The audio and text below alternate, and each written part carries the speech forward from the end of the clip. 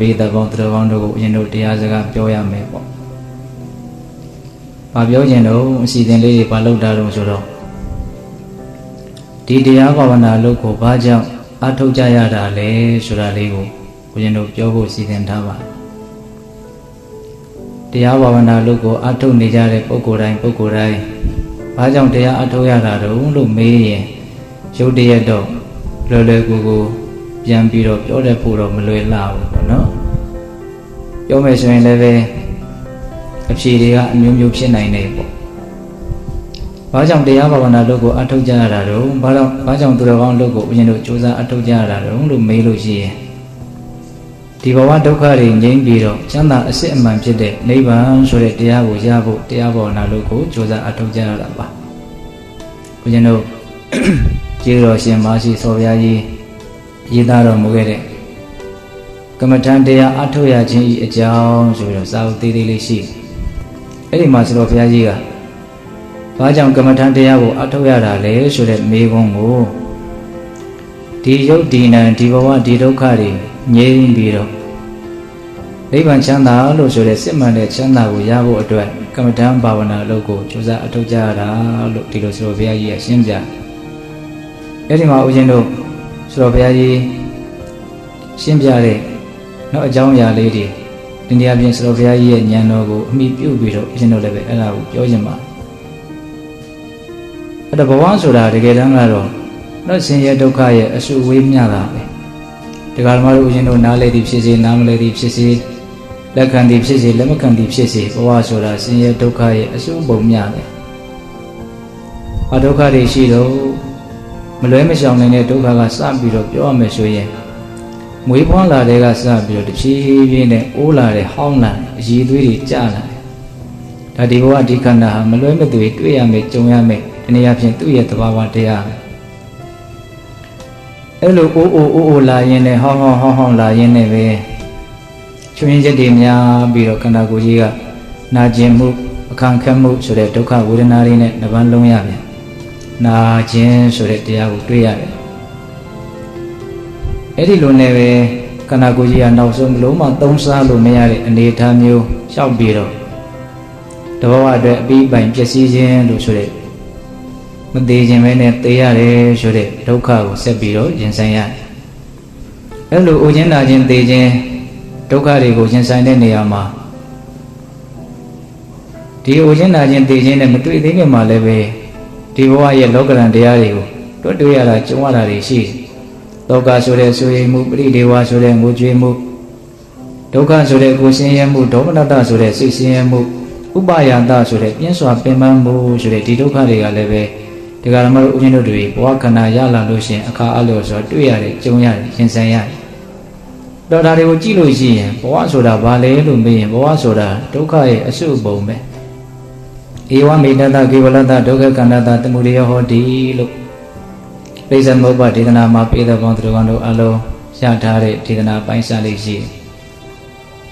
ဒီဆက်ဆက်မပြတ်အကြောင်းအကျိုးဆက်ဆက်ပြီးတော့ဖြစ်ပေါ်နေတဲ့ဒီယုတ်ဒီနံဒီသဘောဝတရားဆိုတာဧဝမေတ္တကေဝလတ္တဒုက္ခခန္တတသမုဒယဟောတိတက်တက်သောဒုက္ခရဲ့အစုအဝေးမျှတာဖြစ်တယ်လို့မြတ်စွာဘုရားဟောတယ်အဲ့ဒါဘဝမှာအဲ့လိုသိဆုံးပြီးတော့လည်းပဲဒုက္ခတွေကပြီးသွားရောလားဆိုတော့မပြီးဘူးထပ်ပြီးတော့မွေးဖွားရတယ်ဆိုတဲ့ဒုက္ခဇာတိတပံရလာပြီဆိုတာနဲ့စောစောကပြောတဲ့အတိုင်းတစ်ခါတစ်ဖက်လဲသွားပြန်တယ်အိုရတယ်နားရတယ်သေရတယ်အဲ့လိုနဲ့တဘဝပြီးတဘဝဒကာမတို့ဦးဇင်းတို့တွေရဲ့နော်အနေအထားဆင်းရဲဒုက္ခကိုပဲဖြတ်သန်းရတယ်ဆင်းရဲဒုက္ခကိုပဲတွေ့ကြုံရတယ်ဒါနဲ့အဲ့ဒီဘဝကဘာလို့ဖြစ်ရတာတော့နော်အိုခြင်းနာခြင်းသေခြင်းဆိုတဲ့ဒီဒုက္ခတွေကဘာလို့ဖြစ်ရတာတော့လို့မေးရင်ဘဝအတိတ်တပံဖြစ်မိလို့ဇာတိဒီဟုသောအကြောင်းကြောင့်ဒီဖြစ်ပေါ်လာခြင်းဆိုတဲ့အကြောင်းတရားကိုအခြေခံပြီးတော့ကျန်တဲ့ဒုက္ခတွေဖြစ်ရတယ်ဆိုတာအလွန်မှထင်ရှားတယ်အဲ့လိုဆိုရင်ဘဝအတိတ်တပံကဘာလို့ဖြစ်ရတာတော့ဆိုတော့ဘဝရဲ့ပုံမှာမမောတဲ့တဏှာလောဘကြောင့်ဘဝအတိတ်တပံထပ်ပြီးတော့ဖြစ်ရတယ်တတဝါတူတယောက်ကွယ်လွန်နေစာရောက်ခါနေမှာသူနောက်ဆုံးတွေ့ကြုံရတဲ့အာယုံဝဲဆွဲလန်းတဲ့တဏှာအခြေခံပြီးတော့နောက်ထပ်ဝိညာဉ်အတိတ်ထပ်ပြီးတော့ဖြစ်တယ်လို့နားလည်ရတယ်လောဘကိုအခြေခံပြီးတော့ တနည်းအားဖြင့်ဘဝတဏှာဆိုတဲ့ဘဝရဲ့ပုံမှာမမောတဲ့လိုချင်တဲ့ဖြစ်ခြင်းနဲ့ရခြင်းနဲ့အဲ့ဒီဘဝတဏှာကိုအခြေခံပြီးတော့ဘဝအသစ်ဖြစ်ရတယ်ဘဝအသစ်ဖြစ်ပြီးဆိုရင်အဲ့ဒီဘဝနဲ့ပတ်သက်တဲ့ဒုက္ခတွေကိုရင်ဆိုင်တွေ့ကြုံခံစားပြီးတော့အိုးရတယ်နာရတယ်သိရတယ်ဒါကြောင့်ဘဝရဲ့အနေအထားကိုကြည့်မယ်ဆိုရင်ဘဝဟာဘာလဲလို့မေးရင်ဆင်းရဲဒုက္ခဒါတရားဘာဝနာအထုတ်တယ်ဆိုတာအဲ့ဒီဆင်းရဲဒုက္ခတွေလုံးဝငြိမ်းပြီးတော့ချမ်းသာအစစ်မှန်ဖြစ်တဲ့နိဗ္ဗာန်ဆိုတဲ့တရားကိုရဖို့အတွက်တရားဘာဝနာလို့ကိုစူးစမ်းအထောက်ရတာတဲ့ဒါကအမြင့်မားဆုံးရည်ရွယ်ချက်ကိုပြောတာပါဒီနေ့မှာဦးဇင်းတို့ဒီဘဝတဏှာဘာကြောင့်ဖြစ်လဲဆိုတာလေးဘဝတဏှာမဖြစ်အောင်ဘယ်လိုလုပ်ရမလဲဆိုတာလေးကိုစောဘုရားကြီးပေးထားတဲ့ဥမာကိုဦးဇင်းကအရန်သဘောကျလို့ပြောခြင်းဘာဖြစ်လို့ဘဝရဲ့ပုံမှာမမောတဲ့ဘဝတဏှာဖြစ်နေရတာတော့ဘဝကိုဘာဖြစ်လို့လိုချင်နေရတာတော့ဘဝနဲ့ဘယ်နဲ့ကြောင့်မခွဲမခွာခြင်းဖြစ်နေရတာတော့လို့မေးရင်ဒီယုတ်ဒီနံဒီဘဝဒီခန္ဓာရဲ့အပြစ်ကိုမမြင်တာကတကြောင်တဲ့ဟုတ်လားပြီးတော့နိဗ္ဗာန်ချမ်းသာဆိုတာဒီယုတ်ဒီနံနော်ဒီခန္ဓာဒီဘဝထက်တာလွန်တဲ့ချမ်းသာဖြစ်တယ်လို့နိဗ္ဗာန်ရဲ့ချမ်းသာကိုနော်ဒီယုတ်ဒုက္ခနံဒုက္ခထက်တာလွန်တဲ့နော်နိဗ္ဗာန်ချမ်းသာကိုမသိမမြင်ခြင်းကတကြောင်နဲ့အကြောင်းဘယ်နှကြောင်းပြတာနှစ်ကြောင်းပြတာနော်ယုံနံဘဝဒုက္ခကိုယုံနံဘဝဒုက္ခရဲ့အပြစ်ကိုမမြင်တာကတကြောင်နော်ဒီယုတ်ဒီနံနဲ့တာလွန်တဲ့နိဗ္ဗာန်ချမ်းသာရဲ့အနေအထားကိုမသိမမြင်တာကတကြောင်ဒါကြောင့်မလို့ဘဝရဲ့ပုံမှာမမောတဲ့ဘဝတဏှာဆိုတာဖြစ်တာတဲ့အခြေခံကြကြလေးပြောတာပေးတယ်လို့တေးချာလေးစဉ်းစားပြီးတော့နားထောင်ရနော်တရားဘာဝနာလို့ဘာကြောင့်အထောက်ရတယ်လဲဆိုတဲ့မေးခွန်းရဲ့အဖြေကိုရှင်းနေတာဟုတ်လားအဲ့ဒီမှာစောဘုရားကြီးကဥမာဘလို့ပေးတော့ဆိုတော့နော်အလွန်ခေါင်းပါတဲ့အရက်ဒေသမှာနေနေတဲ့ဆင်းရဲသားတယောက်အစိုက်လို့ပြောလို့လည်းပဲတိတ်အစင်မပြေဘူးလမ်းပန်းဆက်သွယ်ရေးကလည်းညံဖြင်းရာသီဥတုကလည်းဆိုးဝါးနော်အလွန်ခေါင်းပါတဲ့ဆင်းရဲတဲ့ပူလောင်တဲ့အရက်ဒေသမှာမွေးဖွားလာတဲ့ဆင်းရဲသားတယောက်အဲ့ဒီဆင်းရဲသားဟာအဲ့ဒီရက်ဒေတာမှာမပြောဘူးလားဆိုတော့ပြောတယ်တဲ့။ဘာလို့ပြောရတာတော့သူအဲ့ဒီရက်ဒေတာမှာဘာလို့ပြောနေတာတုံးဆိုတော့အကြောင်းတစ်မျိုးရှိတယ်တဲ့။အဲ့ဒီအကြောင်းကဘာလို့ဆိုတော့သူ့အရက်ဒေတာရဲ့အပြစ်ကိုမမြင်တာကတကြောင်ဟုတ်လား။သူ့အရက်ဒေတာထက်တာလွန်တဲ့တာယာဝါပြောတဲ့စိုက်လို့ပြုလို့ကောင်းတဲ့ရာသီဥတုကောင်းတဲ့နော်ကူလို့တန်းလို့ကောင်းတဲ့လမ်းပန်းဆက်သွယ်ရေးကောင်းတဲ့အစအရာသူ့အရက်ဒေတာထက်တာလွန်တဲ့အရက်ဒေတာရှိနေတယ်ဆိုတာကိုမသိတာကတကြောင်အကြောင်းဝင်တဲ့အကြောင်းလုံးရနော်ကိုယ်နေရာလေးကိုတော့ကောင်းတယ်ထင်နေကြတာဟုတ်လားကိုယ်နေရာထက်ပါလွန်တဲ့နေရာရှိတယ်ဆိုတာကိုမသိအဲ့တော့ကိုယ်နေရာကိုယ်ဒေသရဲ့အပြစ်ကိုမမြင်တာကတကြောင်ကိုယ်နေရာထက်ပါလွန်တဲ့ချမ်းသာတဲ့အရက်ဒေသရှိတယ်ဆိုတာကိုမသိတာကတကြောင်အဲ့ဒီအကြောင်းနဲ့အကြောင်းကြောင့်အဲ့ဒီဆင်းရဲသားအဲ့ဒီသူ့ရဲ့ခေါင်းပါတဲ့အရက်ဒေသမှာပဲသူဘာဖြစ်နေတော့ပြောနေတယ်တဲ့ပြောနေသေးတယ်များအဲ့ဒီရက်ဒေသမှာနေနေရတဲ့အနေအထားနဲ့တွေ့ကြုံရမယ့်ဒုက္ခတွေကသူ့အတွက်ရှင်ဆိုင်ရမှာပဲဟုတ်ရဲ့လားအဲ့ဒါဆိုကြီးကအဲ့ဒါကိုဥမာပေးတာအဲ့ဒီဆင်းရဲသားလိုပဲတဲ့ဒကာမတို့ဦးချင်းတွေကကိုဘဝကိုခန္ဓာဒီယုတ်ဒီနံရဲ့အပြစ်ကိုမမြင်တာကတကြောင်ဟုတ်လားဒီယုတ်ဒီနံထက်သာလွန်တဲ့နိဗ္ဗာန်တည်းဟူသောချမ်းသာကိုမမြင်တာကတကြောင်အဲ့ဒီအကြောင်းနှစ်ခုကြောင့်ဒီဘဝဒီယုတ်ဒီနံရဲ့ပုံမှာတာယာမှုဆွဲလန်းမှုမမောမှုဆိုတာကြီးကဖြစ်နေတာအဲ့ဒါကြီးဖြစ်နေသေးတယ်များဘဝအတိတ်တပံဖြစ်ခြင်းဆိုတာလည်းဖြစ်လာမှာပဲဘဝအတိတ်တပံဖြစ်ပြီဆိုလို့ရှိရင်အဲ့ဒီဘဝနဲ့ပတ်သက်တဲ့ဒုက္ခတွေကိုရင်ဆိုင်ဖြတ်သန်းပြီးတော့နောက်ဆုံးအိုးနာသိပြီးတော့ဒီလိုနဲ့ပဲဒုက္ခဆက်ကြီးဆက်ပြီးတော့လက်ပတ်မယ်ပေါ့ဟုတ်လားအဲ့လိုဆိုလို့ရှိရင်ဦးဇင်းတို့ဘဝတဏှာမဖြစ်အောင်ဒီဘဝဒီခန္ဓာရဲ့အဖြစ်ကိုလည်းမြင်အောင်ကြည့်ရမယ်နိဗ္ဗာန်ရဲ့ချမ်းသာပုံကိုလည်းပဲသိအောင်ကြိုးစားရမယ်အဲ့ဒါကမ္မထံဘာဝနာတရားကိုအထုတ်ခြင်းအပြင်ဒီဘဝဒီခန္ဓာရဲ့သဘောမှန်ဖြစ်တဲ့အဖြစ်တွေကိုလည်းမြင်လာနိုင်တယ်နိဗ္ဗာန်ချမ်းသာကိုလည်းမျက်မှောက်ပြုနိုင်တယ်တဲ့ဆိုလိုတာကဒီယုတ်ဒီနံဒီဘဝရဲ့အဖြစ်ကိုမြင်ဖို့အတွက်နိဗ္ဗာန်ချမ်းသာကိုမျက်မှောက်ပြုနိုင်ဖို့အတွက်တရားဘာဝနာအလုပ်ကိုအထုတ်ရတာအဲ့လိုဘဝခန္ဓာရဲ့အဖြစ်ကိုလည်းမြင်မယ်နိဗ္ဗာန်ချမ်းသာကိုလည်းမြင်မယ်ဆိုရင်ဒီဘဝရဲ့ပုံမှာအဲ့ဒီပုဂ္ဂိုလ်ကမမောတဲ့စိတ်ရှိနိုင်မလားမရှိနိုင်ဘူးခုနတုန်းကဆင်းရဲသားတယောက်ကိုယ့်ရဲ့ဒေတာရဲ့အပြစ်တွေကိုလည်းမြင်မယ်။ယောဂကလည်းထူပြောလိုက်တာ။နော်မိုးလေဝသကလည်းခေါင်းမလိုက်တာ။နော်မြေကလည်းဘာမှလောက်ကန်ကြံကောင်းကြက်တီကိုဟုတ်လား။တခိုးတည်းများလည်းပေါ်မှာပေါ်ဟာအစရှိတဲ့ဖြင့်ဘယ်နာလေးမှကောင်းတာမရှိဘူးလို့သူ့ရဲ့ဒေတာရဲ့အပြစ်ကိုလည်းမြင်မယ်။အလွန်ตายဝါပြောတဲ့နေရာကိုလည်းသူသိမယ်ဆိုရင်သူတေချာပေါက်ပြောင်းသွားမှာပဲဟုတ်တယ်မို့လား။ အဲ့ဒီဥမာအလွန်ကောင်းတယ်လို့ဦးဇင်းထင်တယ်ဟုတ်လားဒါကြောင့်တရားဘာဝနာအထုတ်တယ်ဆိုတာဘာလဲလို့မေးရင်ဒီဘဝဒီခန္ဓာရဲ့အခြေအနေမှန်ကိုသိပြီးတော့ဒီဘဝဒီခန္ဓာထက်သာလွန်မြင့်မြတ်တဲ့ချမ်းသာဖြစ်တဲ့နိဗ္ဗာန်ချမ်းသာကိုမျက်မှောက်ပြုနိုင်ဖို့အတွက်တရားဘာဝနာလုပ်ကိုအထုတ်ရတာဘလို့အထုတ်ရမှာလဲဆိုတာကိုတော့ဦးဇင်းတို့ပြီးတော့ပြောမှာပါပိဿတို့လည်းပဲအလုံးဒါကတော့ထားရည်လျောက်ရုပ်လည်းကျွမ်းကျွမ်းကျင်ကျင်သိထားကြပြီးသားပါဟုတ်လားဘာကြောင့်တရားအထုတ်ရတာလဲဆိုတာလေးကိုတရားအထုတ်ခြင်းစိတ်ပို့ပြီးတော့ထက်သန်သွားအောင်ပေါ့လေနော်ဒါလေးကိုဦးဇင်းတို့ပြောတယ်ဒါကတော့ဦးဇင်းတို့အမြင့်မားဆုံးရည်ရွယ်ချက်လို့ဆိုရမယ်။ဦးဇင်းဒါချင်းသိချင်းဆိုတဲ့ဒီဘဝခန္ဓာဒုက္ခတွေချုပ်ငြိမ်းပြီးတော့နိဗ္ဗာန်ဆိုတဲ့စစ်မှန်တဲ့ချမ်းသာကိုရရှိနိုင်ဖို့အတွက်တရားဘာဝနာလုပ်ကိုအထောက်ရတယ်။ဆက်ပြီးတော့လည်းရည်ရွယ်ချက်ကလေးတွေအကျိုးကျေးဇူးလေးတွေတနည်းအားဖြင့်သိနိုင်မြင်နိုင်တဲ့သိလွယ်မြင်လည်တဲ့အကျိုးကျေးဇူးလေးတွေကိုလည်းပဲပြောရအောင်မယ်။နောက်ကမ္မထံဘာဝနာကိုအထောက်ရင်ရရှိမဲ့အကျိုးကျေးဇူးတနည်းအားဖြင့်ဒီအကျိုးကျေးဇူးကိုပဲရည်ရွယ်ချက်တစ်ခုအနေနဲ့ထားပြီးတော့အထုတ်တဲ့နယ်ဆိုတာလေးကိုဦးဇင်းဆက်ပြီးတော့ပြောပါမယ်အဲ့ဒါဘာပြောချင်တော့ဆိုတော့တရားဘာဝနာလို့အထုတ်တယ်ဆိုတာအခုလည်းပဲချမ်းချမ်းသာသာနေနိုင်ဖို့နောင်လည်းပဲချမ်းချမ်းသာသာနေနိုင်ဖို့ဆိုတဲ့အကျိုးကျေးဇူးနှစ်ရပ်ကိုညှို့ကိုပြီးတော့အထုတ်ရတယ်ဒါအနှစ်ချုပ်ပဲနော်အခုလောလောဆယ်ပြစ္ဆုတ်ပံတနည်းအားဖြင့်ဒီပြစ္ဆုတ်ပံဘဝလို့လည်းဆိုနိုင်တယ်ပေါ့နော်အခုလောလောဆယ်အနေထားလေးလို့လည်းဆိုနိုင်တယ်အခုလည်းပဲချမ်းသာဖို့အစဉ်ပြေဖို့အေးချမ်းဖို့ဟုတ်လားပြည့်စုံပြီလားမပြည့်စုံသေးဘူးဘာကျန်နေတော့နောင်လည်းပဲချမ်းသာဖို့ပြည့်စုံဖို့အစဉ်ပြေပြီးနေနိုင်ဖို့ဓမ္မသာလေးတရားဓမ္မတို့ဦးရင်တို့တရားဒေသနာရဲ့တရားဘာဝနာရဲ့အကျိုးကျေးဇူးကိုပြည့်စုံတယ်လို့ဆိုရမယ်ဟုတ်လားတော့ဒီနေရာမှာဦးရင်တို့နောင်မှာချမ်းသာဖို့ဆိုတာကပြောစရာအများကြီးရှိတယ်နောင်မှာချမ်းသာဖို့ဆိုတာဘာကိုရည်ရွယ်တာတော့ကိုချင်းနာချင်းသိချင်းလို့ဆိုတဲ့ရင်ဆိုင်ဖြတ်တန်းဖို့ခက်ခဲတဲ့အခြေအနေဇိုးတွေနဲ့တွေ့လာတဲ့အခါကိုနောင်လို့ပြောတာဟုတ်လားနောင်မှာချမ်းသာဖို့ဆိုတာအဲ့ဒါကိုရည်ညွှန်းတာဒါပဲလားမဟုတ်သေးဘူးနော်ဒီဘဝပျက်စီးသွားရင်တေချာဘောဘဝတဏမကုန်သေးတဲ့အတွက်ကြောင့်ဒကာမတို့အင်းတို့တွေဟာဘဝတစ်ခုကိုရလိမ့်မယ်ရပြီဆိုရင်ကောင်းတဲ့ဘဝကိုရမလားဆိုးတဲ့ဘဝကိုရမလားလို့နော်ဒုက္ခတိဒုက္ခတိလို့လားစရာကအကျဉ်းချင်းဘယ်နှမျိုးရှိတော့နှစ်မျိုးရှိတယ်ဘယ်ဘဝရတာကောင်းတော့ဒုက္ခတိဘဝကိုရတာကောင်းတာဟောဘဝရရမှာချင်းအတူတူဆိုရင်တော့ဒုက္ခတိဘဝကိုရတာကောင်းတယ်ဒါထင်ရှားပြီးသားအဖြစ်တစ်ခုပါဟုတ်လားအဲ့လိုဆိုရင်နောင်ဆိုတာအဲ့ဒါကိုကြီးပဲပြောတ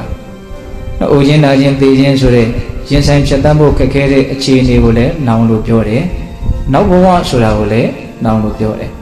တို့တရားဘာဝနာအထုတ်တယ်ဆိုတာအခုလည်းချမ်းသာဖို့နောင်လည်းချမ်းသာဖို့ဆိုတာဒီလိုကြည်ကြဲပြည့်ပြည့်နားလည်ရမှာဟုတ်ရဲ့လားအခုလည်းပဲနှလုံးစေဝငြင်းငြင်းအေးအေးချမ်းချမ်းသာသာနေနိုင်မှုနော်အိုချင်းနာချင်းသေချင်းဆိုတဲ့ရင်ဆိုင်ဖြတ်တန်းဖို့ခက်ခဲတဲ့အခြေအနေစိုးနဲ့တွေ့လာရင်လည်းပဲတည်တည်ငြင်းငြင်းအေးအေးချမ်းချမ်းရင်ဆိုင်နိုင်ပြီးတော့အလွန်ကောင်းမွန်တဲ့ဘဝတစ်ခုကိုရရှိဖို့ဒါကနောင်လဲချမ်းသာဖို့ဆိုတာအဲ့ဒါကိုပြောတ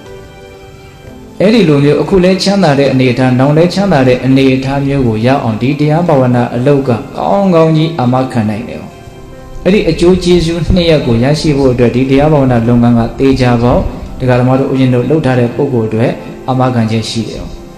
အဲ့ဒါကိုဦးဇင်းတို့ပညာပရိဟိနသုတ်တံဆိုတဲ့မြတ်စွာဘုရားဟောထားတဲ့သုတ်တံမှာအတိလင်းတွေ့ရတယ်အဲ့ဒီသုတ်တံလေးလည်းဦးဇင်းကအရန်သဘောကျတယ်သူတစ်ဖြင့်တရားဘာဝနာလုပ်ကိုကြိုးစားအထောက်ဖို့စိတ်ဝင်စားကြတဲ့နော်ပညာကိုစိတ်ဝင်စားကြတဲ့ပုဂ္ဂိုလ်တွေအတွက်နော်အလွန်တရာမှတ်သားစရာကောင်းတဲ့တရားဒေသနာတစ်ပုဒ်ပေါ့အဲ့ဒီသုတ်တံမှာမြတ်စွာဘုရားဘာပြောတော့ဆိုတော့ယဟန်တို့တဲ့ဝိပဿနာပညာမဲ့ပညာဖို့ပညာလို့ဆိုတဲ့အလွန်မြင့်မားတဲ့ဒီပညာရက်တွေမှာဆုံးရှုံးကြတဲ့ပုဂ္ဂိုလ်တွေဟာလူဘဝကြီးမှာကောင်းကောင်းဆုံးရှုံးကြတဲ့ပုဂ္ဂိုလ်တွေပဲတဲ့ဒီကနေ့စပြောတာနော်ဝိပဿနာပညာဆိုတာဒီဘဝခန္ဓာမှာဖြစ်ပေါ်နေတဲ့ရုပ်တဏ္ဍသဘာဝတရားတို့ရဲ့မတည်မြဲတဲ့သဘာဝကိုကောင်းကောင်းသိတာနားလည်တာကိုဝိပဿနာပညာဟုတ်လားဘာပဲဖြစ်လာပြီးဆုံးပြောက်ွယ်သွားတာကြီးပဲလို့ရုပ်တဏ္ဍတရားတို့ရဲ့နော်ဖြစ်ပေါ်လာပြီးတဲ့နောက်မရှိတော့တဲ့သဘောနော်ဖြစ်ပေါ်လာပြီးတဲ့နောက်မရှိတော့တဲ့သဘောဒါကိုကောင်းကောင်းသိတာမြင်တာနားလည်တာကိုဘာလို့ခေါ်တော့ဝိပဿနာပညာအဲ့ဒီဝိပဿနာပညာကိုရင့်ကျက်အောင်ပွားများလို့သစ္စာလေးပါးကိုမြန်တွင်ပေါက်ပြီးတော့သိမယ်ဆိုရင်အဲ့ဒီသိတဲ့ပညာကိုမဲ့ပညာဖို့ပညာသူကတော့နိဗ္ဗာန်ချမ်းသာကိုတောင်မျက်မှောက်ပြုနိုင်တဲ့အထိအည်သွေးမြင့်တယ်ပေါ့ဟုတ်လားအဲ့ဒီဝိပဿနာပညာအရိယာမဲ့ပညာကိုမရရှိလိုက်ဖဲနဲ့ဆုံးရှုံးသွားတဲ့ပုဂ္ဂိုလ်တွေကဘဝမှာကောင်းကောင်းဆုံးရှုံးရတဲ့ပုဂ္ဂိုလ်တွေလို့မြတ်စွာဘုရားပြောတာကောင်းကောင်းဆိုတဲ့စကားလုံးကိုသုံးတယ်သူပရိဟိနာသူဆိုတာကောင်းကောင်းပဲပရိဟိနာဆိုတာဆုံးရှုံးတာဆုပ်ယုတ်တာ ဟုတ်လားကောင်းကောင်းဆုံးရှုံးသွားတာတနည်းအားဖြင့်ခေတ်စကားလေးနဲ့ပြောရမှာဆိုတော့ဒီကောင်တော့ကောင်းကောင်းထိတာပဲကွာလို့တချို့အခြေအနေဆိုးတွေနဲ့တွေ့တော့ရင်ကိုကလည်းတိတ်ပြီးတော့အဲ့ဒီလိုကိုမတည့်ဘူးဆိုရင်အဲ့လိုမျိုးပြောကြတာမရှိဘူးလားကောင်းကောင်းထိသွားတာပဲဟုတ်လားခုလည်းပဲမြတ်စွာဘုရားအဲ့လိုသုံးနှုံးတာပညာချွင်းတဲ့ပုံကိုယ်တွေကဘဝမှာပါတယ်တော့ကောင်းကောင်းရှုံးရှုံးနဲ့ကောင်းကောင်းဆွတ်ရုပ်တဲ့ပုံကိုယ်တွေဘာပြောလို့လဲတဲ့တေဒိဋ္ဌေဝဓမ္မေဒုက္ခဝိရတိသဝိကာတံသဥပယတံသပရိလ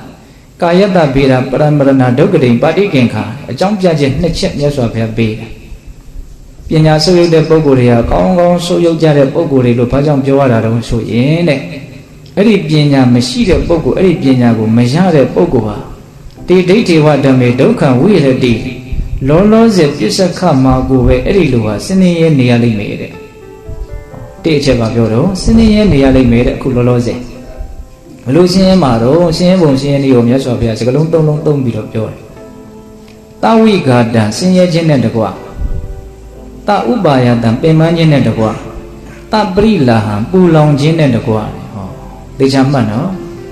ပညာရှိတဲ့ပုဂ္ဂိုလ်ခန္ဓာရဲ့အနိစ္စသဘောကိုမသိတဲ့မမြင်တဲ့နားမလည်တဲ့ပုဂ္ဂိုလ်ဟာစနေရဲနေရမယ်ပင်ပန်းပန်းနေရမယ်ပူပူလောင်လောင်နေရမယ်ကိုယ်ခန္ဓာမှာဘာဖြစ်လို့ဖြစ်နေမှမသိဘူးဒီတိုင်းကြီးပဲအမတ်တမဲ့ကြီးပဲဒီတိုင်းကြီးနေနေအဲ့ဒီအနေအထားဟာဆင်းရဲနေတဲ့အနေအထားပဲပင်ပန်းနေတဲ့အနေအထားပဲပူလောင်နေတဲ့အနေအထားပဲဒါလည်းပဲဒီအနေအထားလေးကိုသိဖို့ကလည်းတိတ်ပြီးတော့မလွယ်ဘူးလို့အရင်ထင်ပါတယ်ဟုတ်လားဒါပေမဲ့သေချာစဉ်းစားကြည့်ရင်တော့နားလည်ဖို့လွယ်ပါတယ်တော့တတိမရှိဘူးဉာဏ်မရှိဘူးဖြစ်လို့နေတယ်ဆိုရင်ဒီစိတ်ကချမ်းသာနေတာမဟုတ်ဒီစိတ်ကတက်တာနေတာမဟုတ်ဒီစိတ်ကအေးချမ်းနေတာမဟုတ်ဒီစိတ်ကလို့ဖြစ်နေတဲ့စိတ်တို့နော်ဆင်းရဲနေတဲ့စိတ်ပင်ပန်းနေတဲ့စိတ်ပူလောင်နေတဲ့စိတ်ဒါကိုမြတ်စွာဘုရားတဝိဂါတံဆင်းရဲခြင်းနဲ့တကွတဥပါယတံပင်ပန်းခြင်းနဲ့တကွတပရိလာဟံပူလောင်ခြင်းနဲ့တကွဒုက္ခဆင်းရဲရဲ့ဝိရတိအဲ့ဒီလိုနေရလိမ့်မယ်တဲ့အမှန်မသိဘူးဆိုရင်အဲ့ဒီအနေထားနဲ့နေရတာတဲ့ဝမ်းနေစရာကောင်းတာကအဲ့လိုဖြစ်နေလို့ဖြစ်နေမှာကိုတကယ်တော့မဟုတ်ဦးရှင်တို့ကကောင်းကောင်းမသိနော်ကိုဆင်းရဲလို့ဆင်းရဲမှမသိဘူးကိုပင်ပန်းလို့ပင်ပန်းမှမသိဘူးကိုပူလောင်လို့ပူလောင်မှမသိပဲနဲ့ပဲနေကြတာစဉ်းစားကြည့်ရင်တော့ဒါသိနိုင်တယ်နော်လက်ခံနိုင်ပါတဲ့ဒါကဒီတိုင်းပဲဖြစ်နေတာဟုတ်လားဒါကြောင့်ပညာမရှိရင်ဆုံးရှုံးတယ်ဆိုတာအဲ့ဒါကိုပြောတာတဲ့လောလောဆယ်သူဆင်းရဲနေရတယ်ဒါတင်လားဆိုတော့မကဘူးတဲ့ကာယတ္တဗေဒပရမရဏဒုက္ခတိပါတိကင်္ခသေခြင်းကြလို့ပျက်စီးခြင်းကြလို့သေရပြီပျက်စီးရပြီဆိုရင်အဲ့ဒီပုဂ္ဂိုလ်ဟာဆင်းရဲတဲ့ဘဝပူလောင်တဲ့ဘဝဆိုတဲ့မကောင်းတဲ့ဘဝတွေကိုရောက်သွားလိမ့်မယ်တဲ့ဟောစဉ်းစားနော်ပညာမရှိလို့ရှိရင်အခုလောလောဆယ်ဆင်းရဲကြုံများမကပဲနဲ့နောင်လည်းဘယ်လိုဖြစ်မယ်ဆင်းရဲတဲ့ဘဝကိုရောက်မယ်ဘာလို့ဆင်းရဲတဲ့ဘဝကိုရောက်သွားမယ်လို့ပြောရတာတော့ဘာလို့ပညာမရှိတဲ့လူဟာဆင်းရဲတဲ့ဘဝကိုရောက်သွားတာတော့ဆင်းရဲရသေရလို့ဆင်းရဲတဲ့ဘဝကိုရောက်သွားတာဒါကဦးဇင်းတို့အနည်းဆက်ဆုံးနော်အခိုင်အမာဆုံးအကြောင်းပြချက်နဲ့ပြောလိုက်တာဘာလို့ဆင်းရဲတဲ့ဘဝကိုရောက်သွားတာတော့ဆင်းရဲသေရလို့ဆင်းရဲတဲ့ဘဝကိုရောက်တယ်ဒါနဲ့ဘာလို့ဆင်းရဲသေရတာတော့ဆိုတော့သူသိုးတော်ကပြောခဲ့တယ်လေမြတ်စွာဘုရားဒီပညာမရှိရင်အဲ့ဒီလူကဆင်းရဲပူပူလောင်လောင်ပင်ပင်ပန်းပန်းနေရမယ်လို့ပြောတာအဲ့ဒါဘဝတစ်လျှောက်လုံးသူကဆင်းရဲပင်ပင်ပန်းပန်းပူပူလောင်လောင်ပဲနေလာတယ်ဆိုတော့တေဂာနိကြမှာချမ်းသာဖို့ဆိုတာလွယ်ပါမလားစဉ်းစားတော့နော်ဆင်းရဲနေတဲ့လူဟာသေရင်သေကြပေါင်းနေပါဆင်းရဲသေရလိမ့်မယ်ပူပူလောင်လောင်နေတဲ့အလေးချင်းများရင်ပူပူလောင်လောင်ပဲသေရလိမ့်မယ်ပင်ပင်ပန်းပန်းနေတဲ့အလေးချင်းများရင်ပင်ပင်ပန်းပန်းပဲသေရလိမ့်မယ်မြတ်စွာဘုရားပေးထားဥပမာတစ်ခုရှိတယ်နော်တောင်ဘက်ကိုင်းနေတဲ့တစ်ပင်ကိုခုတ်လိုက်ရင်တောင်ဘက်ပဲလဲသွားမြောက်ဘက်ကိုင်းနေတဲ့တစ်ပင်ကိုခုတ်လိုက်ရင်မြောက်ဘက်ပဲလဲသွားမှာနော်ဒါသဘာဝပဲဟုတ်လားပူလောင်လောင်ပင်ပင်ပန်းပန်းဆင်းရဲအနေများရင်တော့အဲ့လိုပဲဆင်းရဲတည်ပြီးတော့ဆင်းရဲတည်ရင်တော့ဆင်းရဲနေရတဲ့ဘဝကိုရောက်သွားမယ်တဲ့ဒါကြောင့်ပညာမရှိတဲ့ပုဂ္ဂိုလ်ပညာကိုရအောင်မလုပ်တဲ့ပုဂ္ဂိုလ်တွေတနည်းအားဖြင့်ဒီတရားဘာဝနာလုပ်ဖို့အထောက်ပြီးတော့သိလိုက်တာကိုသိအောင်မလုပ်ကြတဲ့ပုဂ္ဂိုလ်တွေဟာအခုလည်းပဲဆင်းရဲတယ်ဆင်းရဲတည်ပြီးတော့နောင်လည်းပဲဆင်းရဲတဲ့ဘဝတွေကိုရောက်လိမ့်မယ်တဲ့ဘာကောင်းနိုင်နေတော့ဘာမှမကောင်းခုလည်းဆင်းရဲတယ်နောင်လည်းဆင်းရဲတယ်ဟာအဲ့ဒါလို့မဟုတ်ဘူးစံကျင်ဘက်အနေနဲ့ပရိပဒဘာဝနာလုပ်ကိုလုပ်တဲ့အောင်သင်ပြီးတော့ဒါကိုဇွဲနဲ့လုံလနဲ့ဝိရိယနဲ့ယုံကြည်မှုအပြည့်အဝနဲ့တော့ကြိုးစားမယ်အထုတ်မယ်ဆိုလို့ရှိရင်တော့ပညာဆိုတာကိုရနိုင်တယ်ဟုတ်တရားအထုတ်တယ်ဆိုတာအဲ့ဒီပညာကိုရဖို့ရည်ရွယ်ချက်နဲ့လုပ်ကြရတာဟုတ်လားဝါခဏရဲ့သဘောမှန်ကိုသိပြီးမတည်ငြိမ်တဲ့သဘောကိုသိလာပြီးမြင်လာပြီးနားလည်လာပြီးဆိုရင်ဒါဘာပညာရတဲ့ခေါ်တော့ဝိပဿနာပညာ သူ့ကိုရင်းချအောင်ပွားများလို့သစ္စာလေးပါးကိုမြန်သိခဲ့မယ်ဆိုရင်တော့သူကတော့အမဂ္ဂန်ချက်ရှိသွားတဲ့အနေအထားတွေကိုရောက်သွားမယ်ပေါ့အဲ့တော့မြတ်စွာဘုရားကအဲ့ဒီပညာရဲ့ဂုဏ်ကျေးဇူးကိုဘလို့ဆက်ပြီးတော့ပြောတော့ယဟန်တို့တဲ့ဟောဒီဝိပဿနာပညာအရိယာမက်ပညာပြည့်စုံကြတဲ့ပုဂ္ဂိုလ်တွေကလောကမှာမဆုတ်ယုတ်ကြတဲ့ပုဂ္ဂိုလ်တွေဖြစ်တယ်ဒီနေရာချင်းအကြီးပွားတိုးတက်ကြတဲ့ချမ်းသာမှုနဲ့ပြည့်စုံကြတဲ့ပုဂ္ဂိုလ်တွေဖြစ်တယ်တဲ့အလွန်ကောင်းတယ်ပေါ့နော်ဘာဖြစ်လို့တော့တေဒိဋ္ဌိဝဓမ္မေဒုက္ခဝိရတိအဝိကာဒအနုပါယတအပရိလာကာယတဗေဒပရမရဏသုကတိပါတိကင်္ခာဒီပညာရှိရင်အလွန်ကောင်းမွန်တဲ့ပြည့်စုံခြင်းဖြင့်ပြည့်စုံတယ်လို့ပြောတယ်ဘာကြောင့်လဲသူ့လည်းအကြောင်းပြချက်နှစ်ချက်ပေးတယ်တေဒိဋ္ဌိဝဓမ္မေဒုက္ခဝိရတိလုံးလုံးစီအဲ့ဒီပုဂ္ဂိုလ်ချမ်းချမ်းသာသာနေရမယ်ချမ်းချမ်းသာသာနေဖို့အတွက်မြတ်စွာဘုရားကပတ်စံရှိရမယ်လို့မပြောဘူးเนาะဒီမှာပညာရှိရမယ်လို့ပြောတယ်เนาะဟုတ်တယ်မဟုတ်လားပဝန်းကျင်အတိုင်းဝိုင်းတွေကောင်းရမယ်လို့ဒီလိုမပြောဘူး။ဘာရှိရမယ်လို့ပြောတော့ပညာရှိရမယ်လို့ပြောတယ်။ပညာရှိရင်တော့ချမ်းချမ်းသာသာနေရမယ်။အသိရှိရင်ချမ်းချမ်းသာသာနေရမယ်။ဘလို့ချမ်းသာမှာတော့အဝိဂတံဆင်းရဲခြင်းမရှိသောအနုပါယတံပင်ပန်းခြင်းမရှိသောအပရိလာပူလောင်ခြင်းမရှိသောဒီစကလုံးလေးတွေကိုအရှင်ကအရန်သဘောကျတယ်။ဆင်းရဲတဲ့ချမ်းသာတယ်ဆိုတော့မြတ်စွာဘုရားပုံပေါ်ပြတယ်။တော့သူချမ်းချမ်းသာသာနေရတယ်ဘလို့နေရတော့အဝိဂတံဆင်းရဲခြင်းမရှိဘူးတဲ့ဆင်းရဲခြင်းမရှိဘူးဆိုချမ်းသာတယ်ပေါ့အနုပါယတံပင်ပန်းခြင်းမရှိဘူးတဲ့ပင်ပန်းခြင်းမရှိဘူးဆိုဘာဖြစ်တော့သက်သာတယ်ပေါ့အရက်သုံးစကားနဲ့ပြောရမယ်ဆိုရင်ဇိမ်ကြတယ်ပေါ့ဟုတ်လားပင်ပန်းမှုမရှိဘူးတက်တောင့်တက်တာဟုတ်လားပြီးတော့ဗါလဲတော့အပရိလာပူလောင်မှုမရှိဘူးတဲ့ပူလောင်မှုမရှိဘူးဆိုပါငြင်းအေးတယ်ပေါ့ပူလောင်လောင်မရှိဘူးငြင်းငြင်းအေးလေးနေရတယ်ဘာရှိရင်တော့ပညာရှိရင်ပြောတာနော်အဲ့လိုလို့တဲ့ချမ်းသာတယ်ဆိုတာအဲ့ဒီအနေထားမျိုး၃ခုနဲ့ပြည့်စုံတဲ့ချမ်းသာခြင်းကိုပဲခံစားရမှာအလွန်လေးနဲ့ချမ်းသာလို့မဆိုနိုင်ဘူးလားဆိုနိုင်တယ်ဒါရင်လားဆိုတော့မကဘူးတဲ့ကာယတဗေဒပရမရဏသုကတိပါတိကင်္ခာခန္ဓာကိုယ်ပျက်စီးလို့ပျက်စီးခြင်းကြလို့ပျက်စီးရပြီဆိုတာနဲ့ကောင်းမွန်တဲ့ချမ်းသာတဲ့ဘဝကိုအဲ့ဒီလိုရလိမ့်မယ်ရောက်လိမ့်မယ်လို့တေချာပေါက်မျှော်လင့်အပ်တယ်ပါတိကင်္ခာမျှော်လင့်အပ်တယ်တေချာပေါက်ရလိမ့်မယ်ပညာနဲ့ပြည့်စုံရင်နောက်ဘဝချမ်းသာတဲ့ကောင်းမွန်တဲ့ဘဝကိုရမယ်လို့ပြောတာဒီနေ့မှာဘဝဆိုရင်ဘယ်ဘဝပဲဖြစ်ဖြစ်ဒုက္ခသစ္စာဆိုတာပိဿတို့ကြားဥပါတယ်ဟုတ်လားသို့တော်လည်းပဲအဲ့ဒါကသစ္စာရှုတော့ကပြောတာပေါ့နော်ဘဝအချင်းချင်းနှိုင်းစာလိုက်ရင်တော့မြင့်တဲ့ဘဝနှိမ့်တဲ့ဘဝဆင်းရဲတဲ့ဘဝချမ်းသာတဲ့ဘဝဆိုတာတွေတော့ရှိမနေဘူးလားနော်အပေလေးကုန်နဲ့နှိုင်းစာရင်ဒုဘဝနတ်ဘဝဗြဟ္မဘဝဆိုတာချမ်းသာတဲ့ဘဝလို့ပြောလို့မရဘူးလားရနော်ဘဝရမှချင်းအတူတူဆိုရင်တော့ကောင်းတဲ့ဘဝကိုရတာအဆင်မပြေဘူးလားပြေတယ်ဘာကြောင့်အဲ့ဒီပုဂ္ဂိုလ်ကကောင်းမွန်တဲ့ဘဝကိုရတာတော့ဆိုတော့ပြောရရင်ချမ်းချမ်းသာသာကောင်းကောင်းမွန်မွန်သေသွားလို့ချမ်းသာတဲ့ကောင်းမွန်တဲ့ဘဝကိုရတ